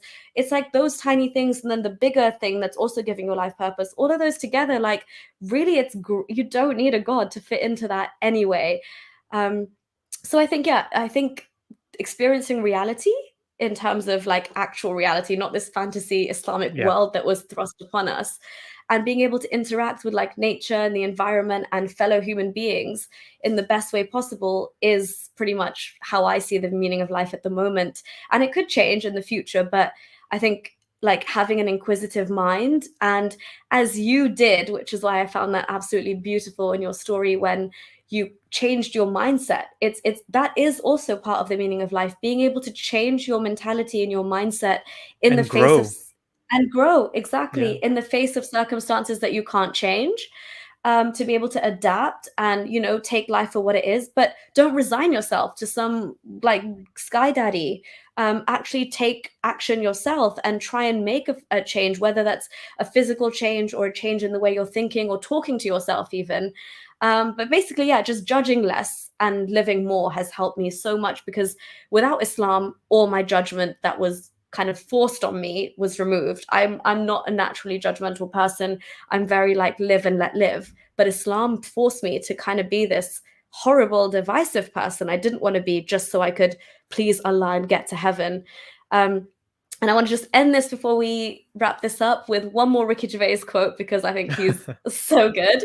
But is I just want to say, a lot of Muslims say, like, it's all about the next life. I just want to put it out there that we are so, so damn lucky to be alive. And I think Ricky does say it very well. He says our chances of being born are about 1 in 400 trillion. So you're not special. Wow. None of us, yeah, none of us are special, but we're damn lucky to be alive. So go and enjoy your life and live an amazing life, because according to me anyway, you're never going to live again. So make the most of this time. But again, we're not saying we understand the meaning of life and we've got this nailed down to a T. We're just two people giving you our thoughts. Very well put. I completely agree with you, Noria. And uh, it's it's probably one of those questions like, what is the meaning of life, that we can't, that there isn't like one correct answer for. And John Stockman in the live chat mentions The Meaning of Life, a funny movie. Are you a Monty Python fan at all? Oh, yes. I love It's a Monty it's a Python. it's a great Monty Python movie. If you've never Mhm. seen it, I highly recommend it. It's supposed to be a movie about the meaning of life, but Yeah. they actually joke. It's just all kinds of random nonsense that happens in the movie, and Yeah. they joke within the movie that we haven't really talked about what the meaning of life is, have we? And I think that's kind of the point. It's just, things happening. Some of it makes sense, some of it doesn't. Some of it is good, some of it is bad, and we live and we die, and we try to leave the world a better place than we found it. And that's all it is, really. Precisely. Yeah. Yeah, most definitely. And I will check out that movie actually. I haven't watched The Meaning of Life, Highly, so highly recommend it. Highly recommend it. oh wow. Okay, I'm excited to watch that. Um I Ultra is saying the purpose is just to die and go to heaven. Oh yeah, for Muslims. Exactly. And I think it's kind of I mean, it's scary in the sense that, because I mean, you and I are both putting our face out there and we're talking and Yeah. we're we are taking risks in certain, even though we're in a free country, we are taking on a certain level of risk and we understand that. But I find it so insane how some of the reasoning in Islam on why you should kill apostates yourself is to kind of speed up their punishment by sending them to hell. But so if you kill them, then that's It's they're so going to get negative, their isn't punishment. it? It's I mean that is a very very dark, twisted way to I mean the fact that you're taking that into their own hands is just so they can get punished even more eternally. You want that to happen so badly that you want to expedite that process. Yeah. And as Ultra said, that's what's so messed up about the whole Islamic viewpoint on life, that it's actually a good thing if you die as soon as possible as a Muslim. If anything, it's better if you die when you're still very young, like a child, before you get a chance to sin. So Yeah. how can we have a peaceful, loving religion based on something that's so dark and twisted like that? Anyway, that's Yeah, a which is also crazy because I think Armin Navabi, from Atheist Republic, part of his story was that he thought he would find a loophole in Islam by committing suicide before the age where the sins start counting. I mean, that's the kind of hold that this religion has on you, like that's the need it puts on people and the fear of hell and the need to go to heaven, that this poor little kid was willing to try and take his own life before his sins started counting for something. Can you blame him? It to me it seems like a logical extension of that belief system. Yeah, yeah, yeah, Yeah. precisely. Which is why it's so dark and dangerous, which maybe is why I feel so liberated leaving it behind. But yeah, it's definitely a crazy, crazy journey. So Secular Spirit, I have just shared the link in case anyone wants to come and have a Oh, chat. okay. If you want to take any calls, let's see if anyone does kind of want to have a chat because I think we've Sure. we've already gone to an hour 12. Yeah. It was a lot longer than we anticipated. I think we agreed at first like 90 minutes. We should have known we wouldn't be able to do that. We both like to talk so much. True, true. And this is such a such a loaded topic, right? We could go on for hours and on Yeah, yeah. tangents. But yeah, if anybody does want to kind of have a chat, then I'll just share the link again. Let us know in the next couple of minutes. You can even post a question in the private chat, just in case you have a specific question for any of us. But otherwise, we'll kind of just give our concluding remarks and wrap it up. Yeah, Cool. yeah. There are a couple of things I could mention, that uh one of the things that I think this is a good argument from people who are theists is that when you take away religion, and as you saw from our own experiences, that there's a lot of things to figure out and things to navigate, that maybe we do need some sort of religion to guide us in life. I think the problem with, especially, I mean, this has always been a problem, I think, but today's world, there's so many problems from, how we're obsessed with materialism, or just insane level of injustice and imbalance, in our day-to-day lives. Like we can see it in the contrast in the lives of people in some parts of the world, and then in the developed parts of the world, and the conflict and all that that happens in the Middle East and elsewhere. And I can see the theistic mind point being, well, if you don't have religion, then we're just going to succumb into this materialism and just obsession over money. And the thing that we have to know is that while religion is a problem in our world, it isn't the only problem. We have to be very cautious and wary of things that seem like they're fulfilling us, but are actually hollow pursuits. And I would describe money as one of those. We all need money just because we're trapped in this weird system that we're just born into. But we can't have money be the entire meaning of our lives. Yeah, And completely. there's a lot of pitfalls like that that we have to watch out for. But that doesn't mean that we should just appeal to religion. It just means that we have to be cautious and use our logic and use our critical thinking in all domains of life, not just religion. Yeah, I totally agree with you. And yeah, exactly. And it's like it's using religion as well to kind of define you from the very, very get go, which is so dangerous because you've almost given up all of that responsibility and you've put it on somebody else. So at the very base level, you are refusing to think for yourself. You are told already how to feel about a certain group of people. You are told already how this is all going to end. And you've just bought into that completely. You've not thought it through at all. But again, like there's so many other things you can talk about, like being a slave to, like, leaving religion does not mean that all of your other problems in life disappear. Like, you just have to now navigate those without feeling like, you have this direct telephone speed dial to God who will somehow fix your problems. Um and there's so many other real problems that people deal with in this world. Like, they still go through having to deal with like domestic abuse or divorce or gambling addictions or addiction to anything, alcohol, pills, this kind of thing. These are all part and parcel of life and experiences that people go through or people go through. And it's very, very easy to leave all of the hard work to God and say this is in God's hands, and this is God's choice, or in the next life it will be different. Yeah. But yeah, sorry, go Just go ahead. because well, just because something is easy doesn't make it right. And it doesn't Yeah. mean that it doesn't have consequences in other parts of our lives. And you can clearly see that in how religion, while it does help people figure things out and gives them comfort, it just it just leads to all of this backlash in all other parts of life or of our lives, whether it's us trying to tell others what to do or just weird dogmatic rules. Like, I don't know, I'm just like throwing a couple of hypothetical examples, like you can't do this, you can't drink alcohol, you can't blah blah blah, whatever it is. So while those things might seem good on the surface, just commanding things and telling people to just follow them because this is what this overlord says can Mm. lead to other consequences, like people just following anything without thinking properly for themselves. As long as they think that it comes from this positive force, they'll just do it, as we can see with examples of people who are suicide bombers, which is, uh, I guess, in modern age, a problem that's with Islam. Then obviously they're going to do it because it logically follows that if this thing is always good, then anything that you interpret as coming from it is good too.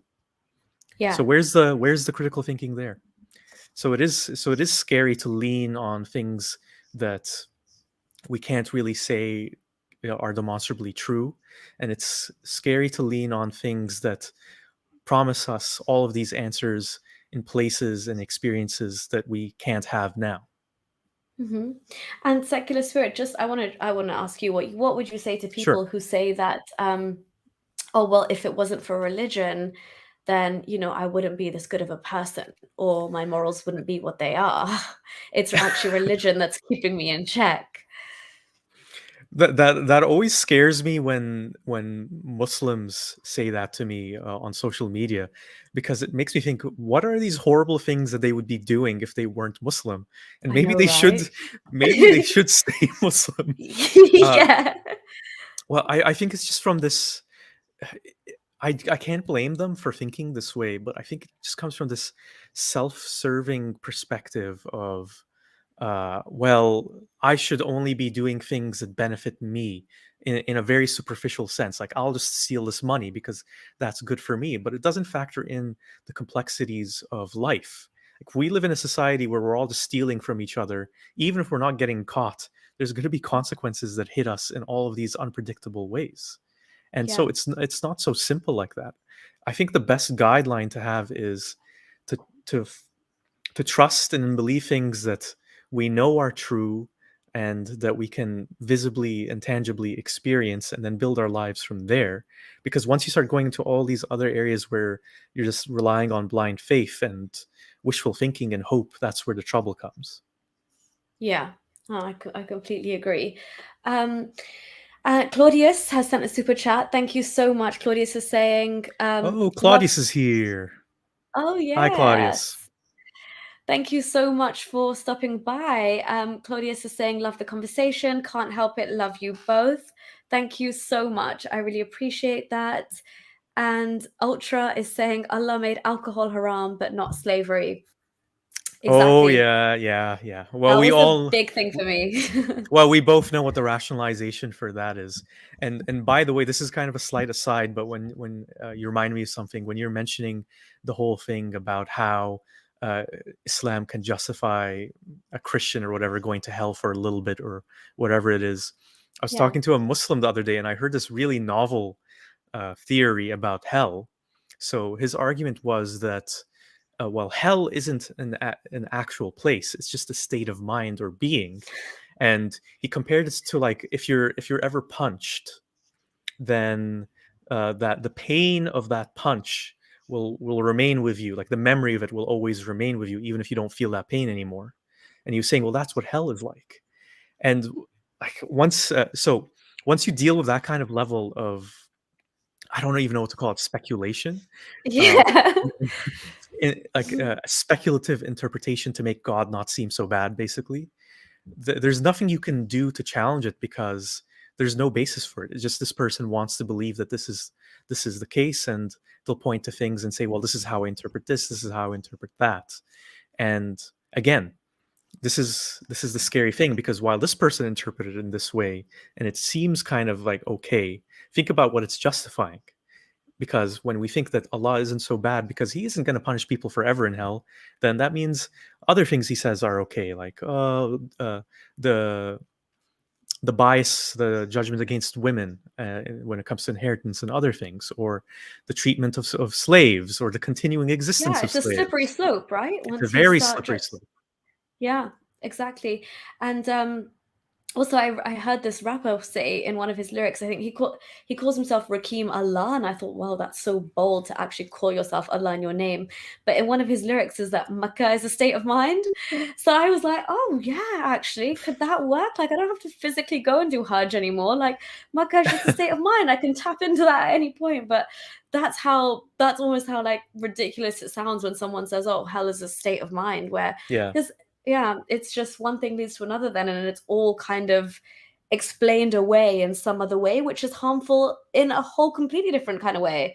Um, Yeah, and so I as mean, Diana B says in the live chat, mental torture is still torture. It's a very, exactly. believe me, I tried telling that person that just because it's in your, even if we said that hell is just a state of mind, you're still going to suffer, because your suffering within your mind is all that matters, really. It doesn't matter if Yeah. it's actually Like we haven't happening or not, even if you got believe it's happening.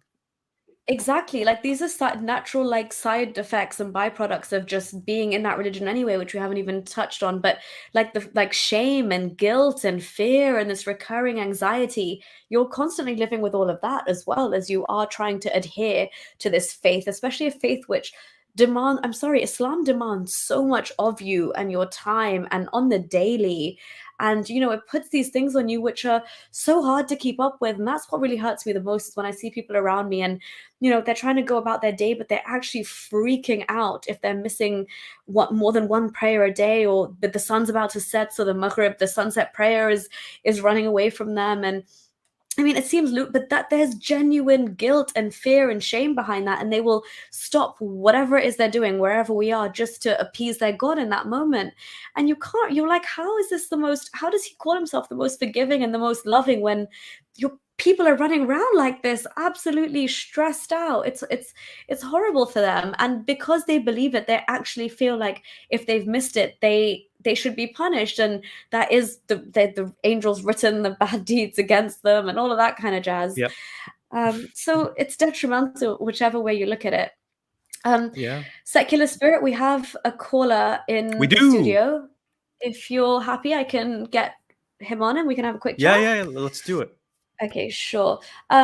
So Radical Dunni, please, if you could make sure that your question or whatever you want to ask is related to this topic in some way, and we're not here to promote any other religion on this channel. So yeah, if you can just talk about something that's relevant, thank you very much.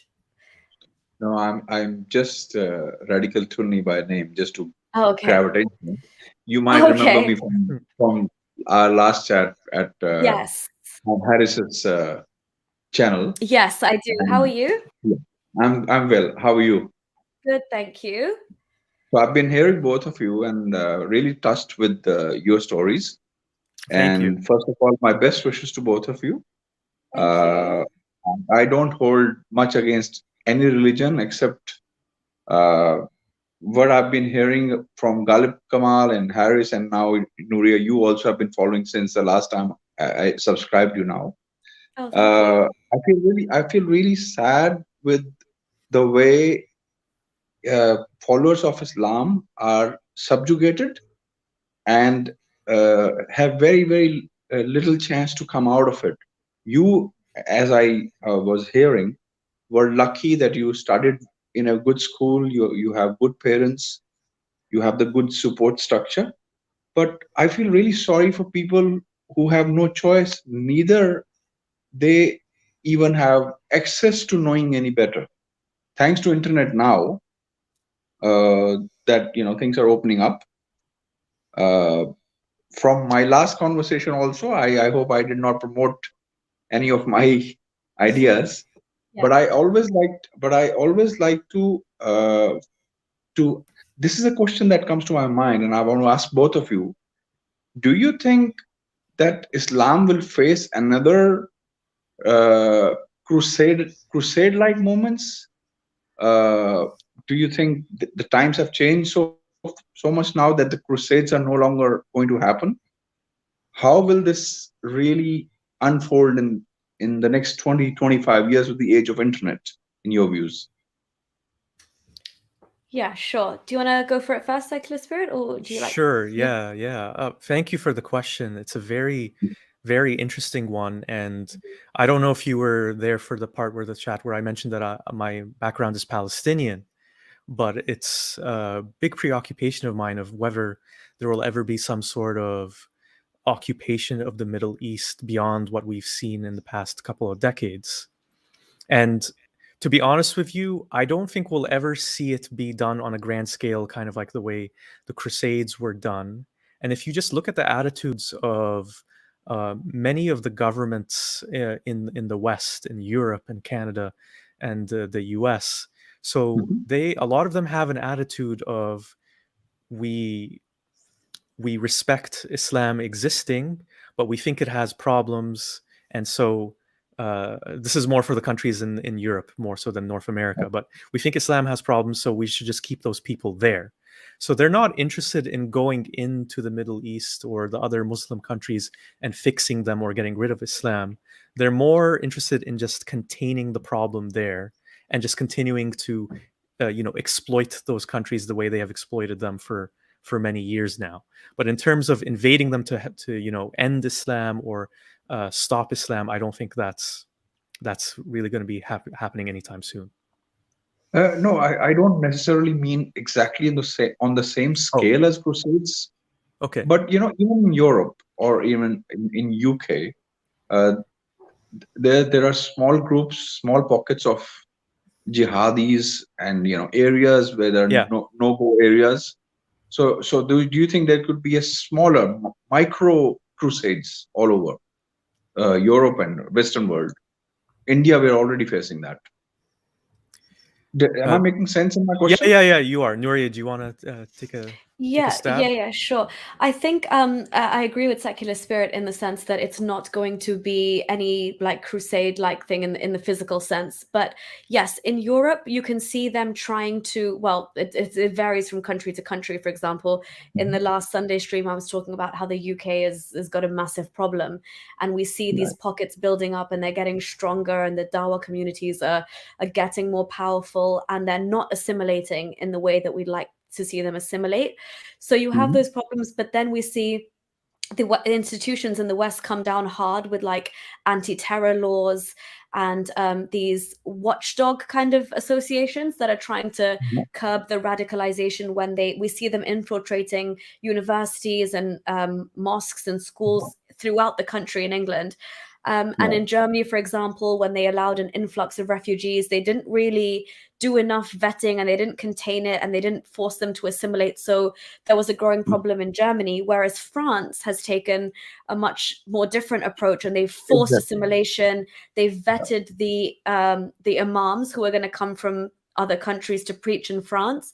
They are now Mhm. making sure they know exactly where they've studied from and what they're saying, and they're monitoring the kind of language and narrative that's being pushed out. So I think in countries that are more open and awake to the damages that Islam causes, they are going to do these things on an institutional level to kind of make Mhm. sure that their society is more rock solid. I think the UK is behind and they need to do a lot more.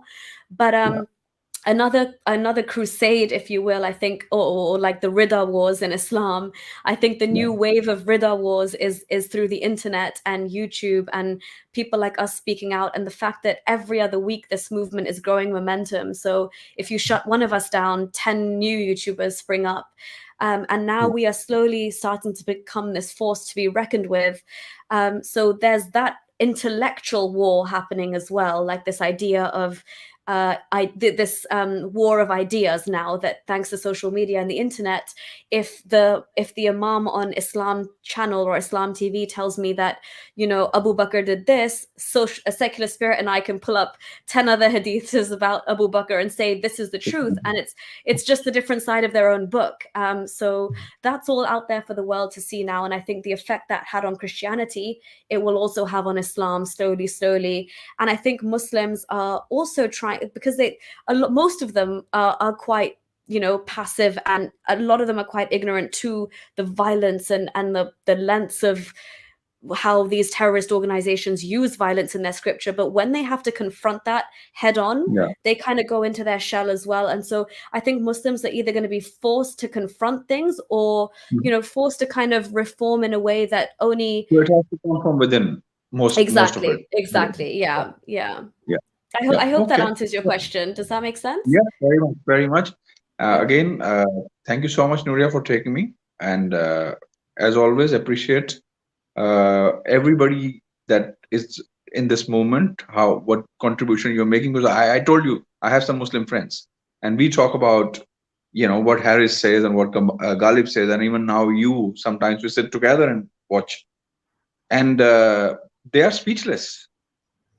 They Hmm. are actually speechless. Some of them used to be very, very stubborn, but now they are mellowing down. So obviously, it's going to be making impact. So I wish you all the luck, and secular, also you. I'm going to subscribe. Thank you so Oh, much. great. Thank you so much. I Uh, appreciate that. and again, thank you, and my best wishes to both of you. Thank you so Thank you. much. I Take really care. Thanks a appreciate lot. your Thank you. question Bye and coming by. Thank you. bye. Bye bye. Thank you. Bye bye. Bye. It was a really interesting question because there's an interesting phenomenon that I've noticed. I think this is more so the case in North America than in Europe, where there's almost this distinction between the good Islam and the bad Islam, if you know what I mean, where Uh-huh. the terrorists, ISIS, the suicide bombers, the people chopping people's heads off, whatever, that's the bad Islam.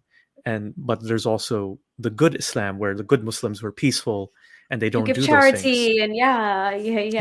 you So respect your parents. I think it's almost uh, a, it's hard to explain, but it's like it's both good and bad, because while it is very true that most Muslims wouldn't harm anyone and they are peaceful and a lot of them are moderates, they are still enabling the ideas that give strength and motivation and justification for the extremists.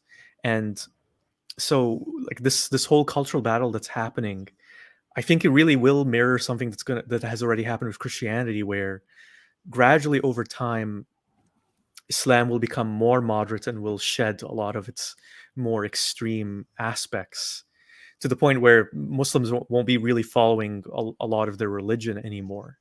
And I don't know, my whole Yeah. feeling about that kind of stuff is might as well just get rid of the whole thing. But obviously, that's not very realistic because it's going to take a long time before that happens. And I'm not saying that we should just uh, get rid of Islam overnight or ban it overnight. I just think that the world would be a better place if Oh, if Muslims of their own volition just left Islam overnight. But yeah. of course, that's not going to happen.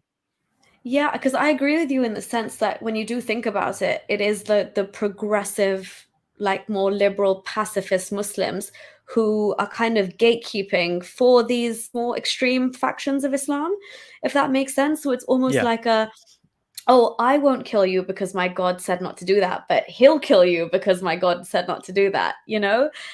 So it's almost like this gatekeeping, which I know in theory they're just trying to abide by what they think is the truth and kind of not hurt anybody, but it is causing damage in that sense. So I do agree with you, in an ideal world, if we could just get rid of the whole thing. That's why when people talk about, oh, reforming the scripture and this and that, I'm like, no, like if it's got so much, like if it's so bad, if the bad outweighs the good, you may as well just chuck the baby out with the bathwater. You know, there's nothing to really salvage here. What is there to salvage? The fact that you should, I mean, if you want to take anything that, like, okay, respect your parents or give charity, or you know, it's basic stuff. I mean, just take the golden rule, for example, and then let's build on that. It's not that difficult. But that, I genuinely feel Islam is the case of that the bad and the dangers far outweigh any of the good moral implications that it prescribes. And a lot of those people who genuinely do follow Islam, at least around me, and they don't even know it, but I always think to myself,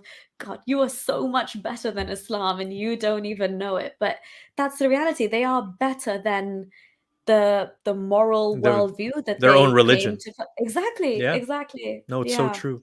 Yeah. And I do mistrust the motivations of a lot of the Western countries that are, institutionalizing these uh, changes of culture or whatever you want to call it amongst the Muslim communities. I do think it's more to do with economics Hmm. than than religion or ethical values or anything. Uh, so it's always so tough because while I do think that Islam does pose a danger in a lot of places in the world, not just within the Muslim world, but all over the place globally, I don't think we should necessarily trust anyone who's, especially if it's a government or some corporation or a group of corporations that are trying to address this problem because they have their own ulterior motives that aren't necessarily just, Agendas. Yeah. yeah, it's not necessarily to better the planet. So Hmm. I stay Yeah. skeptical about that, which is, as you've learned from this video, is my nature. I can't help it. Yeah, yeah. No, that's amazing because yeah, you do see that as well. That's why it's so hard, especially like, you know, even just having this ex-Muslim label for the purpose of this activism is to not get roped in by any side here. And like, I mean, especially in England, like the far right are so ready to capitalize on this experience of mine. But obviously, they have ulterior motives, and their agenda is completely something I would never stand for.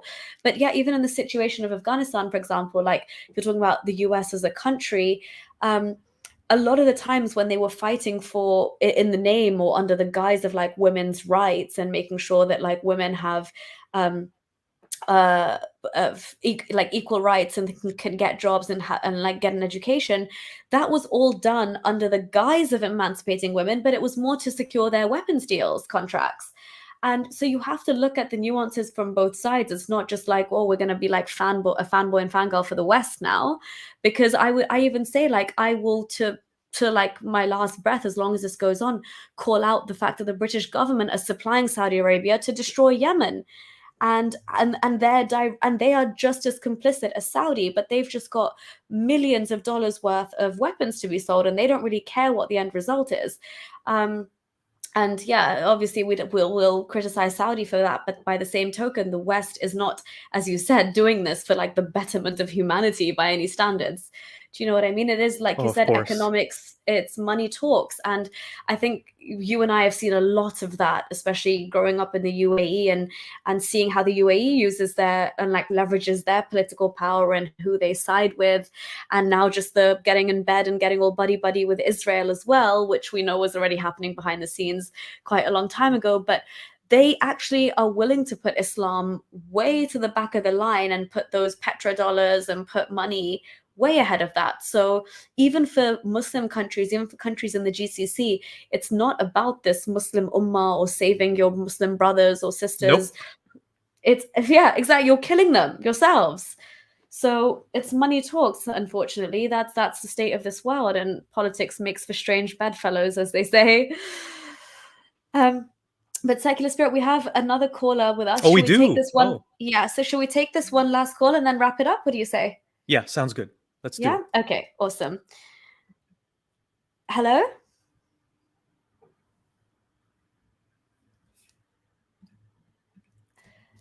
Oh, Morani, you are added to the stream, but you are muted. I can't unmute you. So if you could unmute yourself, if you are ready to ask your question. Otherwise, I can take you off the screen again.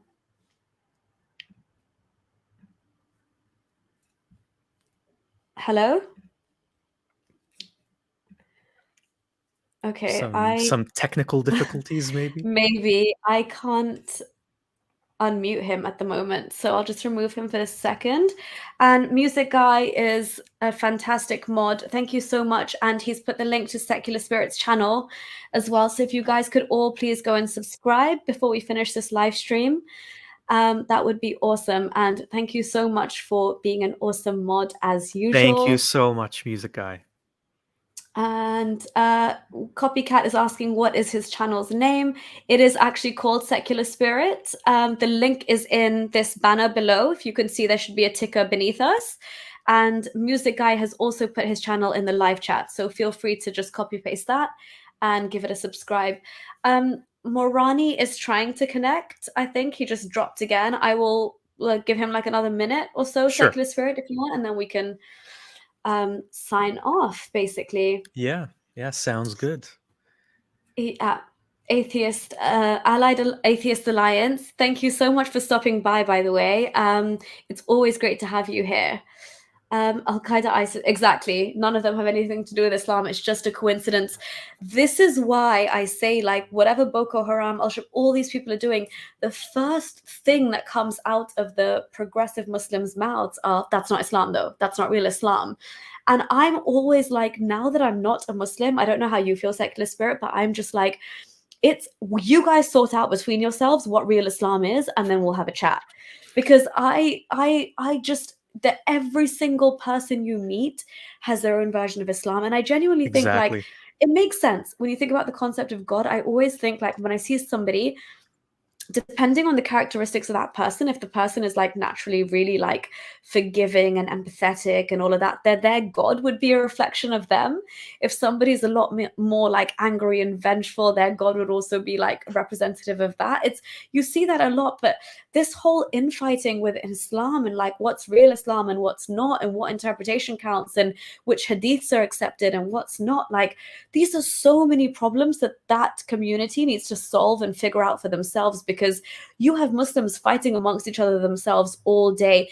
Even Secular Spirit, I'm sure you've noticed on Dawah channels as well, they're like, go on and they're like roasting their own callers, and one caller's like, I don't believe that hadith because it's not, and they're like, how can you not? And then they're just spending hours fighting, and you're like, either it's sahih or either it's weak, like, you choose. But you can't say that this is a chain of narration that's completely authentic and then say, but I don't like this one thing he said. Yeah, I mean, we were talking about how the meaning of life, what's the meaning of life, might be an unanswerable question. I think what is the true Islam is also one of those potentially unanswerable questions. You'd almost think that maybe if we did base our whole belief system on things we can't prove and that we can't tangibly experience, then why are we having these problems? Like, I mean, I think it just naturally follows, unfortunately, when we just believe things on blind faith without good evidence, then of course there's going to be a million different interpretations because there's no actual good basis for them. Yeah, exactly. And honestly, I feel like I've checked out from that debate of what's real Islam and what's not. I'm just here to say, from what I've seen, it's just all not great. um, but yeah, so Secular Spirit, I've put the link one last time. I'm not sure Okay. if how long you want to wait What for the if callers to someone can rejoin. if we get one last caller, yeah, let's do it. Okay. I guess the previous person didn't have any luck.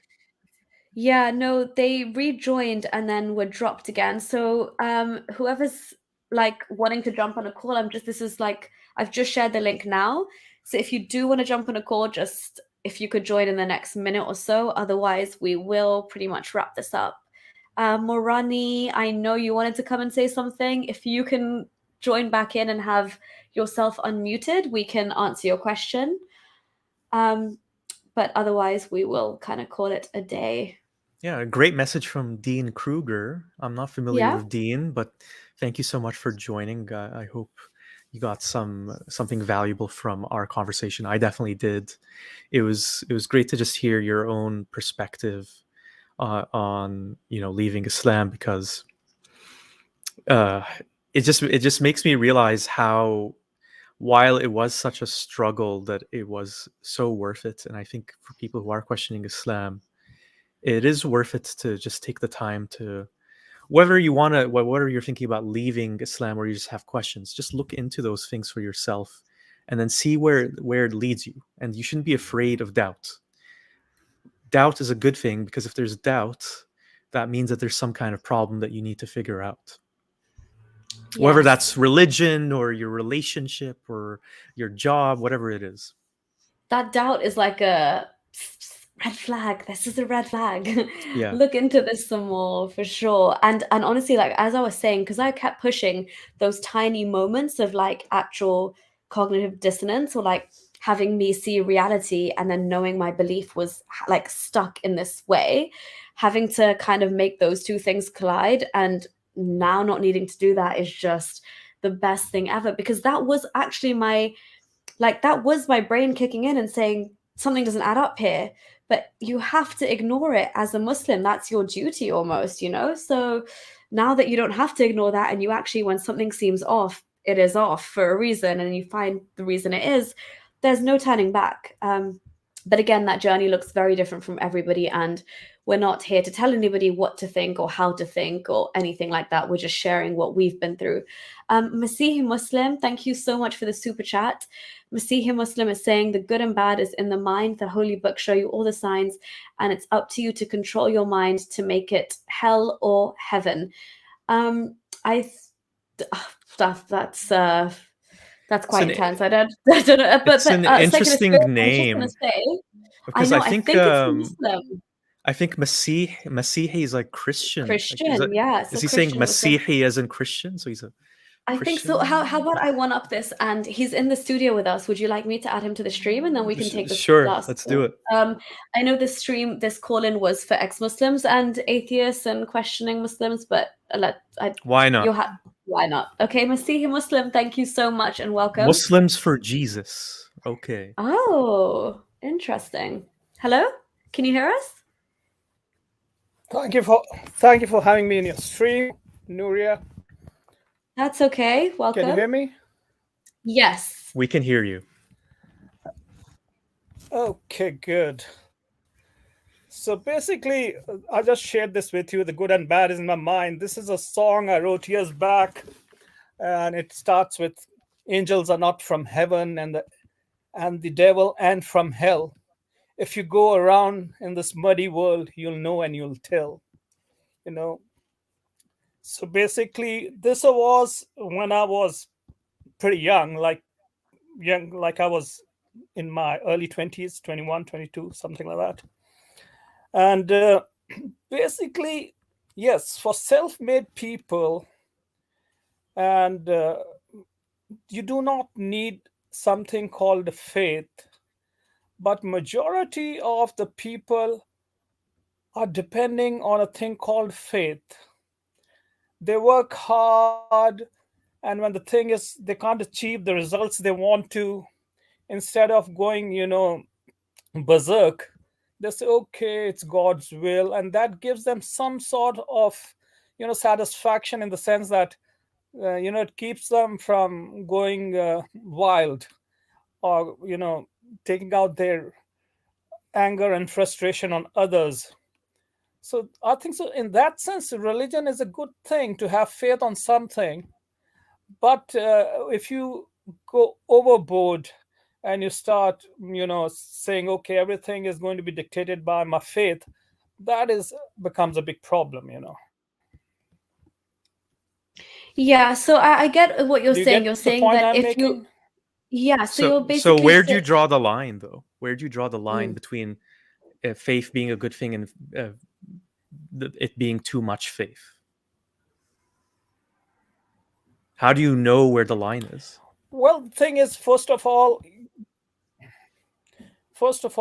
you agree that majority of the people who are like, whether it be a Muslim, whether it be a Christian, or whether it be a Hindu, uh, they get some sort of what do you call it, dharas? I don't know what's the word for dharas in English. Would be what?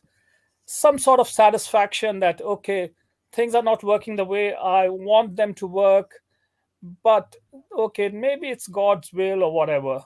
That satisfaction religion does give you, but then you're saying drawing the line. Now, when you draw the line, you have to make sure that you're not doing anything that ends up hurting others. Basically, that should be the line. So if it ends up hurting others, that is something you don't want to follow. Okay.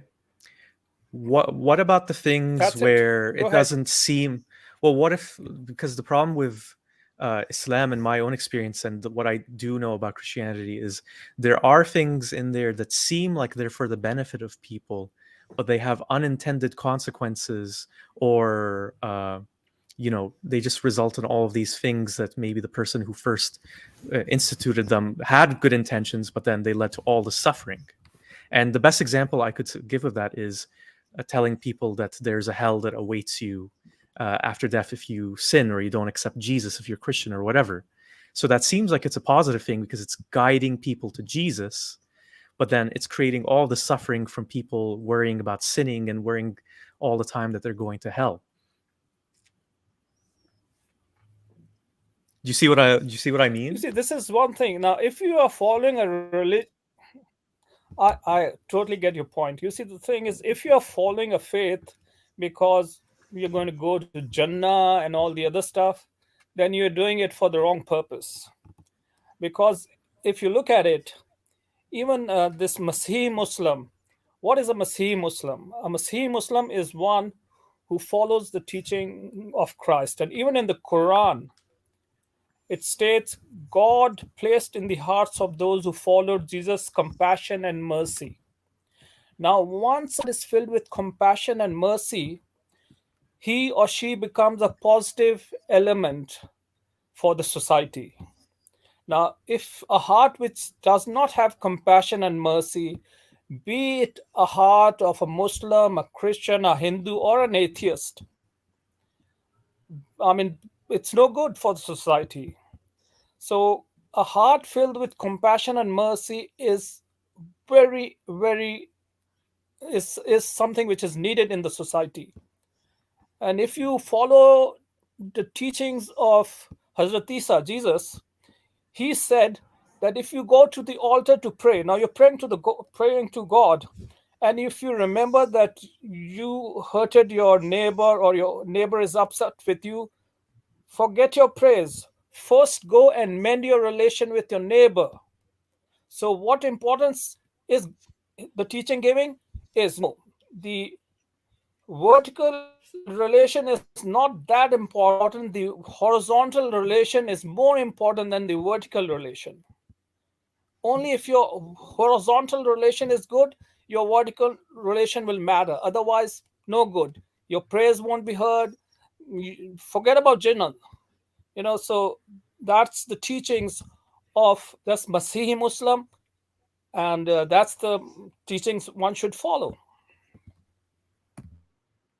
Nuria, do you want to say something? I've, to be honest, this is the first time I've heard of a Masih Muslim. I'm just trying to Me wrap my too. I have to be honest. my my head around that. But so yeah, it's like a new age Christian is what Diana B is saying. As you said, it's like Muslims for Jesus, right? Secular spirit. So I'm trying to understand like your version of religion when you speak to us is almost in a way that you're saying, see, my problem with what you're saying is that you're assuming that religion, if there is no violence in it, like you're assuming that religion devoid of violence is benign itself.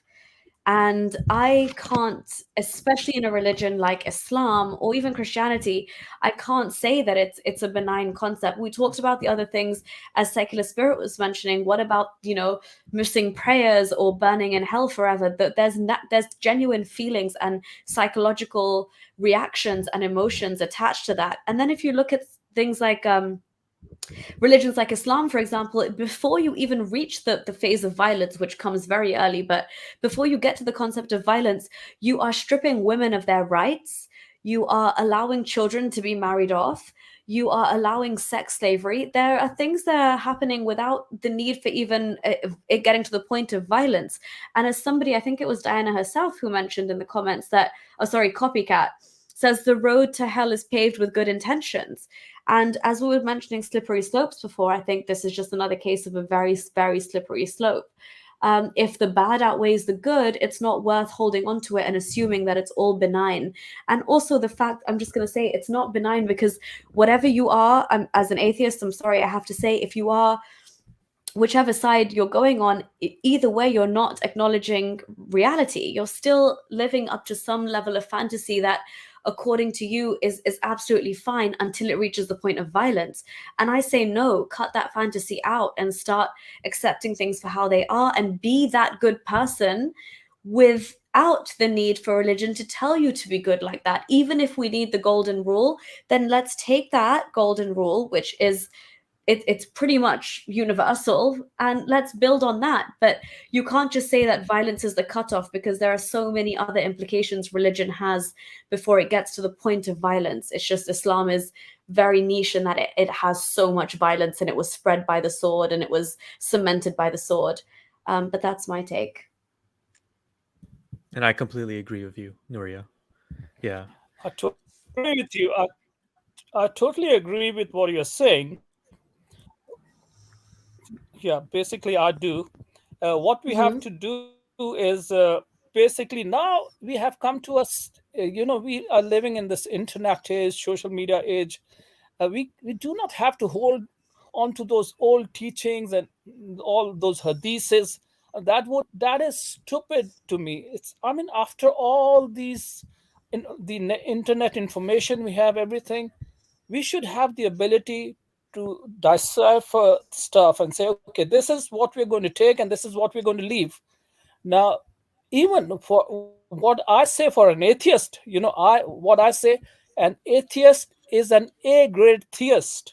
Why do I say that? An atheist is an A grade theist because he's reaching out for the God within. And what is that within? Like you said, the universal principle of let's be good to all. Mm-hmm. So love your Yeah, neighbor as treat others how yourself. you wish to be So treated. you are Exactly. reaching out to some guidelines without treated. So basically the thing, you have to have some guidelines. Now where do you get these guidelines from is totally up to you. Now religion does give you that guideline, and whether and you have to see what are the best guidelines one has to follow. Even an atheist has to follow some sort of guidelines, doesn't he? For sure. Yeah, I completely agree with that. Masihi Muslim, I have a question for you. So you believe Jesus was one of the messengers of God? Yes, I certainly do. Do you believe that Jesus is the Son of God? No, you see, the thing is, Son of God, and He is God. You basically going beyond uh, your reach, in the sense when Christians say He's the Son of God. First of all, I've and they say it does not mean that he's a physical son of God. They take him in the spiritual sense, right? If anybody takes him to be a physical son, then that's stupidity. Even to take him to be God, because when you talk of God, you're talking of someone who's the creator of the universe in that sense. So no, I don't believe in Jesus being the Son of God in that physical sense, or being the Almighty God. No. Okay. I find that interesting because I'm sure you're aware that it's fair to say that the vast majority of Christians do believe that. They do believe Jesus is the Son of God and is one of is God as well. So my question is, so you want all of us to have this guideline in life, to have compassion and love for each other. So why can't we just do that and not focus on these religions that have all of these ideas that you're saying, oh, we should decipher this way, we should take this, we should ignore this. Why can't we just do it without those religions and just, as you said, we're atheists and we're finding those guidelines within ourselves and within our societies. Why is the religious And the component reason you're necessary? finding those guidelines, because you see, the thing is, we our man's views, he's driven by somewhat of you can call it faith, or you can say he does depend on personalities. Like, let's take sports. Like, if you look at sports, and if you study sports and why a particular country has been good in this particular sports, let's say Brazil, they are number one in soccer. And the reason they have been number one in soccer, you'll find one individual like Pele or some other individual who actually laid that foundation, that standard to follow. And once people start following that standard, they rise. The game rises to a standard where they become, champions of the world. So every and same goes with tennis and other such sports. There are one or two individuals who lay down that standard, and when you start following that standard, your standard rises to become world champions. And religion in that sense gives you those standards, which you when you start following. Now, if you have twisted standards, like Islam does show some standards in the hadiths that which should not be followed at all. And again, there are some Quranic verses which talk about cutting off hands and chopping of heads, and this and that. Those standards are not to be followed. If you say, oh, these are from God, then you're stupid. Why would a God with every surah in the Quran starts with the God of compassion and mercy? Now, does the chopping of hands or cutting of heads actually reflect God's character? No, it doesn't. Why on earth are you following it? So we have to be more wise than interpret looking at these standards than just following them blindly. You get my point. Yeah, Go I ahead, please. understand your point. No, I understand. And I do think it's fair to say that in many ways, religions from the past, they introduced and preserved these ideas of ethics and what to do and what not to do, and some of which are very good. Uh, but if I was just to use your Pele with Brazil example, so Pele played soccer when in the 50s and 60s and whatever. If he were playing today in today's game, he would be terrible by the standard of what we have today. And if players on Brazil's team today did things the way Pele did it, like the way he trained using the tactics that were around in soccer back then in the 50s and 60s, they would not do well today. So do you kind of see my point? So that even though But Pele and religion were yeah, yeah, influential and built a standard at a time, that doesn't mean we should just always keep following it, if that makes sense.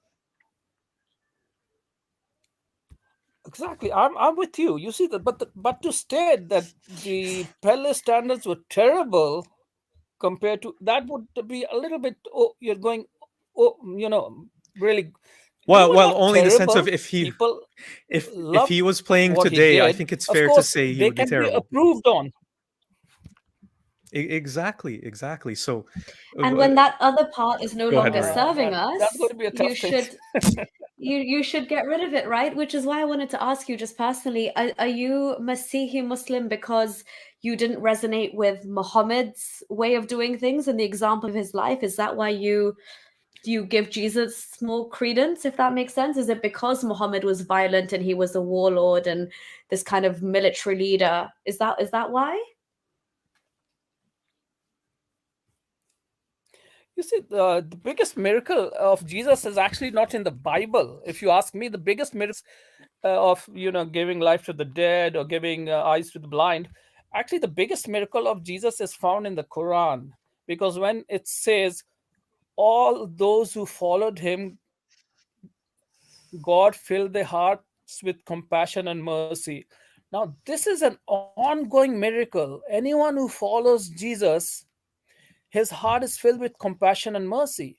So this to me But is the Allah biggest also miracle of says, Jesus, but which Allah is also somewhat says in the mentioned Quran in the that Bible. the Christian, but Allah Go says the ahead. Bible was corrupted. Sorry, in the same Quran. Well, no, the Quran, the same Quran says to the Prophet Muhammad, oh, it's in Surah Yunus 94, "O Muhammad, when in doubt, go and study the scripture," or go and something like that. I don't remember exactly. Go and study the scripture of the old. Go and consult the people of the books of the old.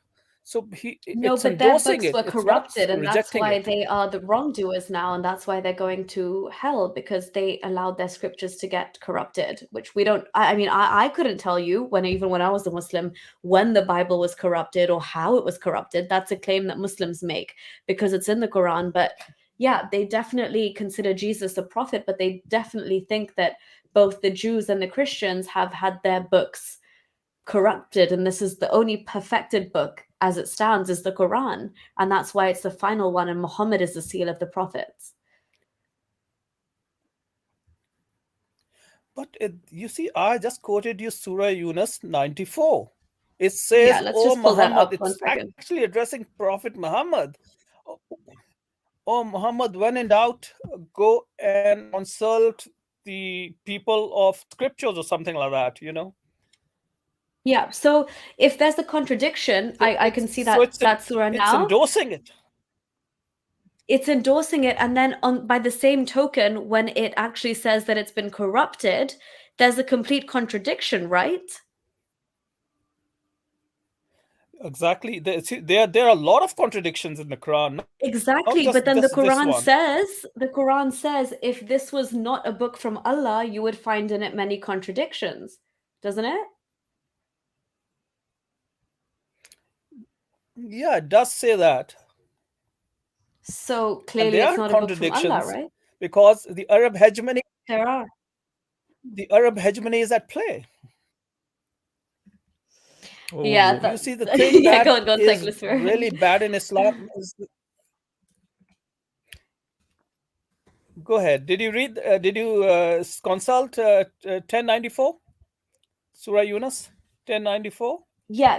I've seen that surah. I was just pulling up the surah regarding the other corruption and the contradiction just to show that even if this one ayat points to that, the whole other time, the Quran is bashing the Christians and the Jews and saying that had the Jews also not taken Ezra as their God, which is false, and Jesus to be the Son of God, then that would have been better for them. But because they are wrongdoers and doomed to eternal hell.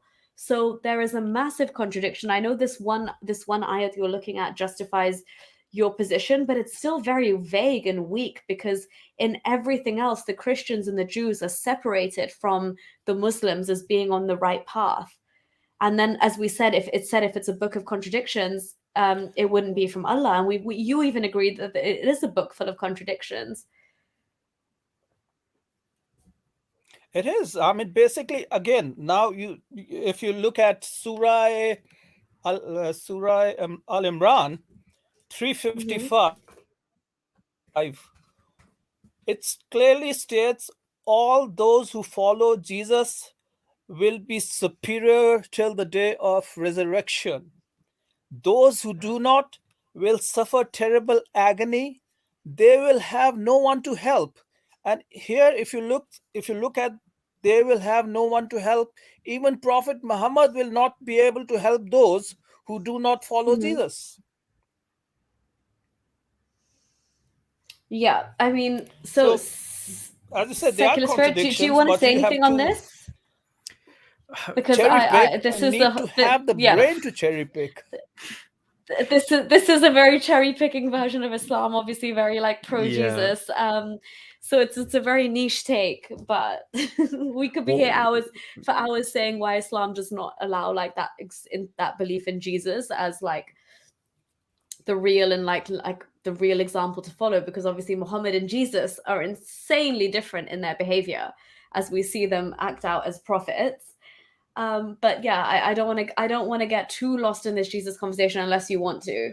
No, I'm good. I think you pretty much covered it. I guess the last thing I would just want to say is, while I do applaud the intentions of what Masihi Muslim, what you're doing, Same.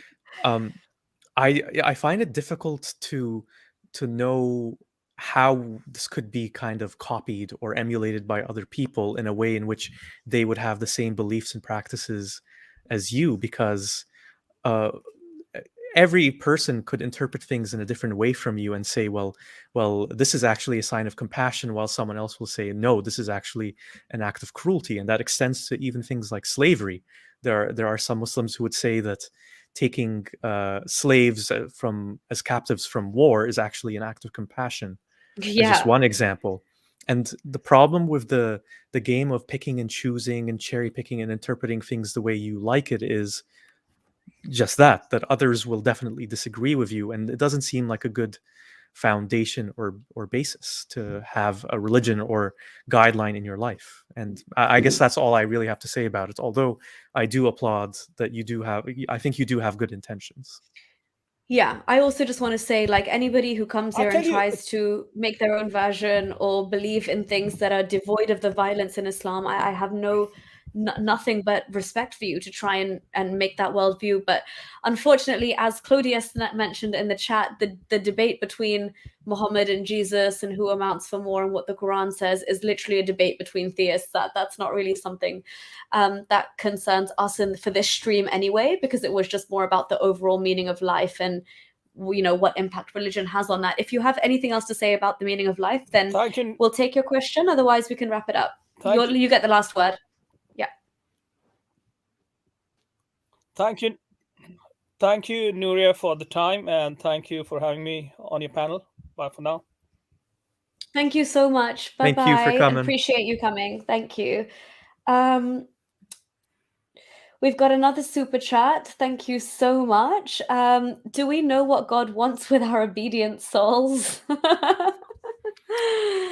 Oh gosh. The Do closest you I know? could get The Yeah. closest I ever got to an answer for that when I was being taught Islam is that God just wants to be worshipped. He doesn't need to be worshipped, just to clarify. He wants it. And It's I very mean, narcissistic. It is that's just that's not of our concern. Our it is concern is, again. yeah. Do you see how much we can shed, secular spirit? This is why I'm like, this is beautiful. We don't have to concern ourselves with things that just don't make sense. What is the point of creating creation just to serve you? Especially in Islam, I thought the literal jobs of these angels is to like help God and praise God all the time, and now they're watching over humans to see whether we do that or not.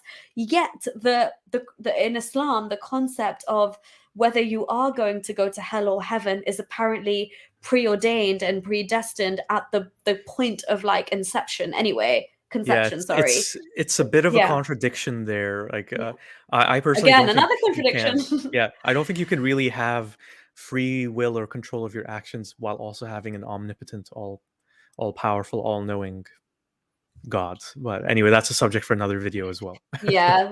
So we're Yeah. going off on tangents here now, but thank you so much for your support. And I don't think God wants our obedient soul, because there is no God out there as far as I'm concerned. And There as could far be, I guess, but I see no sign of one, to be honest. Yeah, I mean, the evidence we have at the moment, it doesn't look likely. If anything changes tomorrow or in a couple of years down the line, we'll let you know. That person that will be the end of Nobel Peace Prizes forever, because that person would have discovered God. So that will be huge. I don't think you need me to tell you that. It would be very much known to you. But I just want to say thank you so much to everybody who has been watching, and the amazing comments going on in the chat, and all the support and super chats. And for those of you who called in, I really appreciate it. I love the fact that we can have respectful conversations like this, no matter whichever way you lean. And as Secular Spirit said earlier, and I think it just needs to be said over and over again, we don't hold the answers. We don't claim to hold any answers. We're just telling you what's going on in here and what we've lived through. So I hope you guys have found this stream to be of some benefit, and you've learned something, or you resonated with something. But yeah, I just want to, before we wrap up, give the final say to Secular Spirit and say thank you so much for being here. I had a blast, as always. Thank you again for having me, and I really don't have anything else to add beyond what you said. If you like what we talked about, I do cover a lot of these big life questions on my channel, so please subscribe if you're interested to just see more content like this. It's Secular Spirit on YouTube, and you can find me on Twitter and Instagram as well. And I just want to say Secular Spirit covers these bigger and more existential questions in a very, very kind of like fair and just very reasonable manner. That, I mean, that there thank you. No, you honestly really do. It's really refreshing, the way you handle these subject matters. Yourself and Apostate Aladdin, I find you guys to be some of the most like easy to resonate with kind of ex-Muslims out there. So yeah, I really, really appreciate the work you're doing, and let's collab again soon, Secular Spirit, if you're Sounds down for good. it. I'm Awesome. totally down. Awesome. Okay, we'll be talking behind the scenes then. Thank you so much for everybody today, and I hope you have a wonderful evening, guys. Until next time, until Sunday Scoop tomorrow. Peace and love, everybody.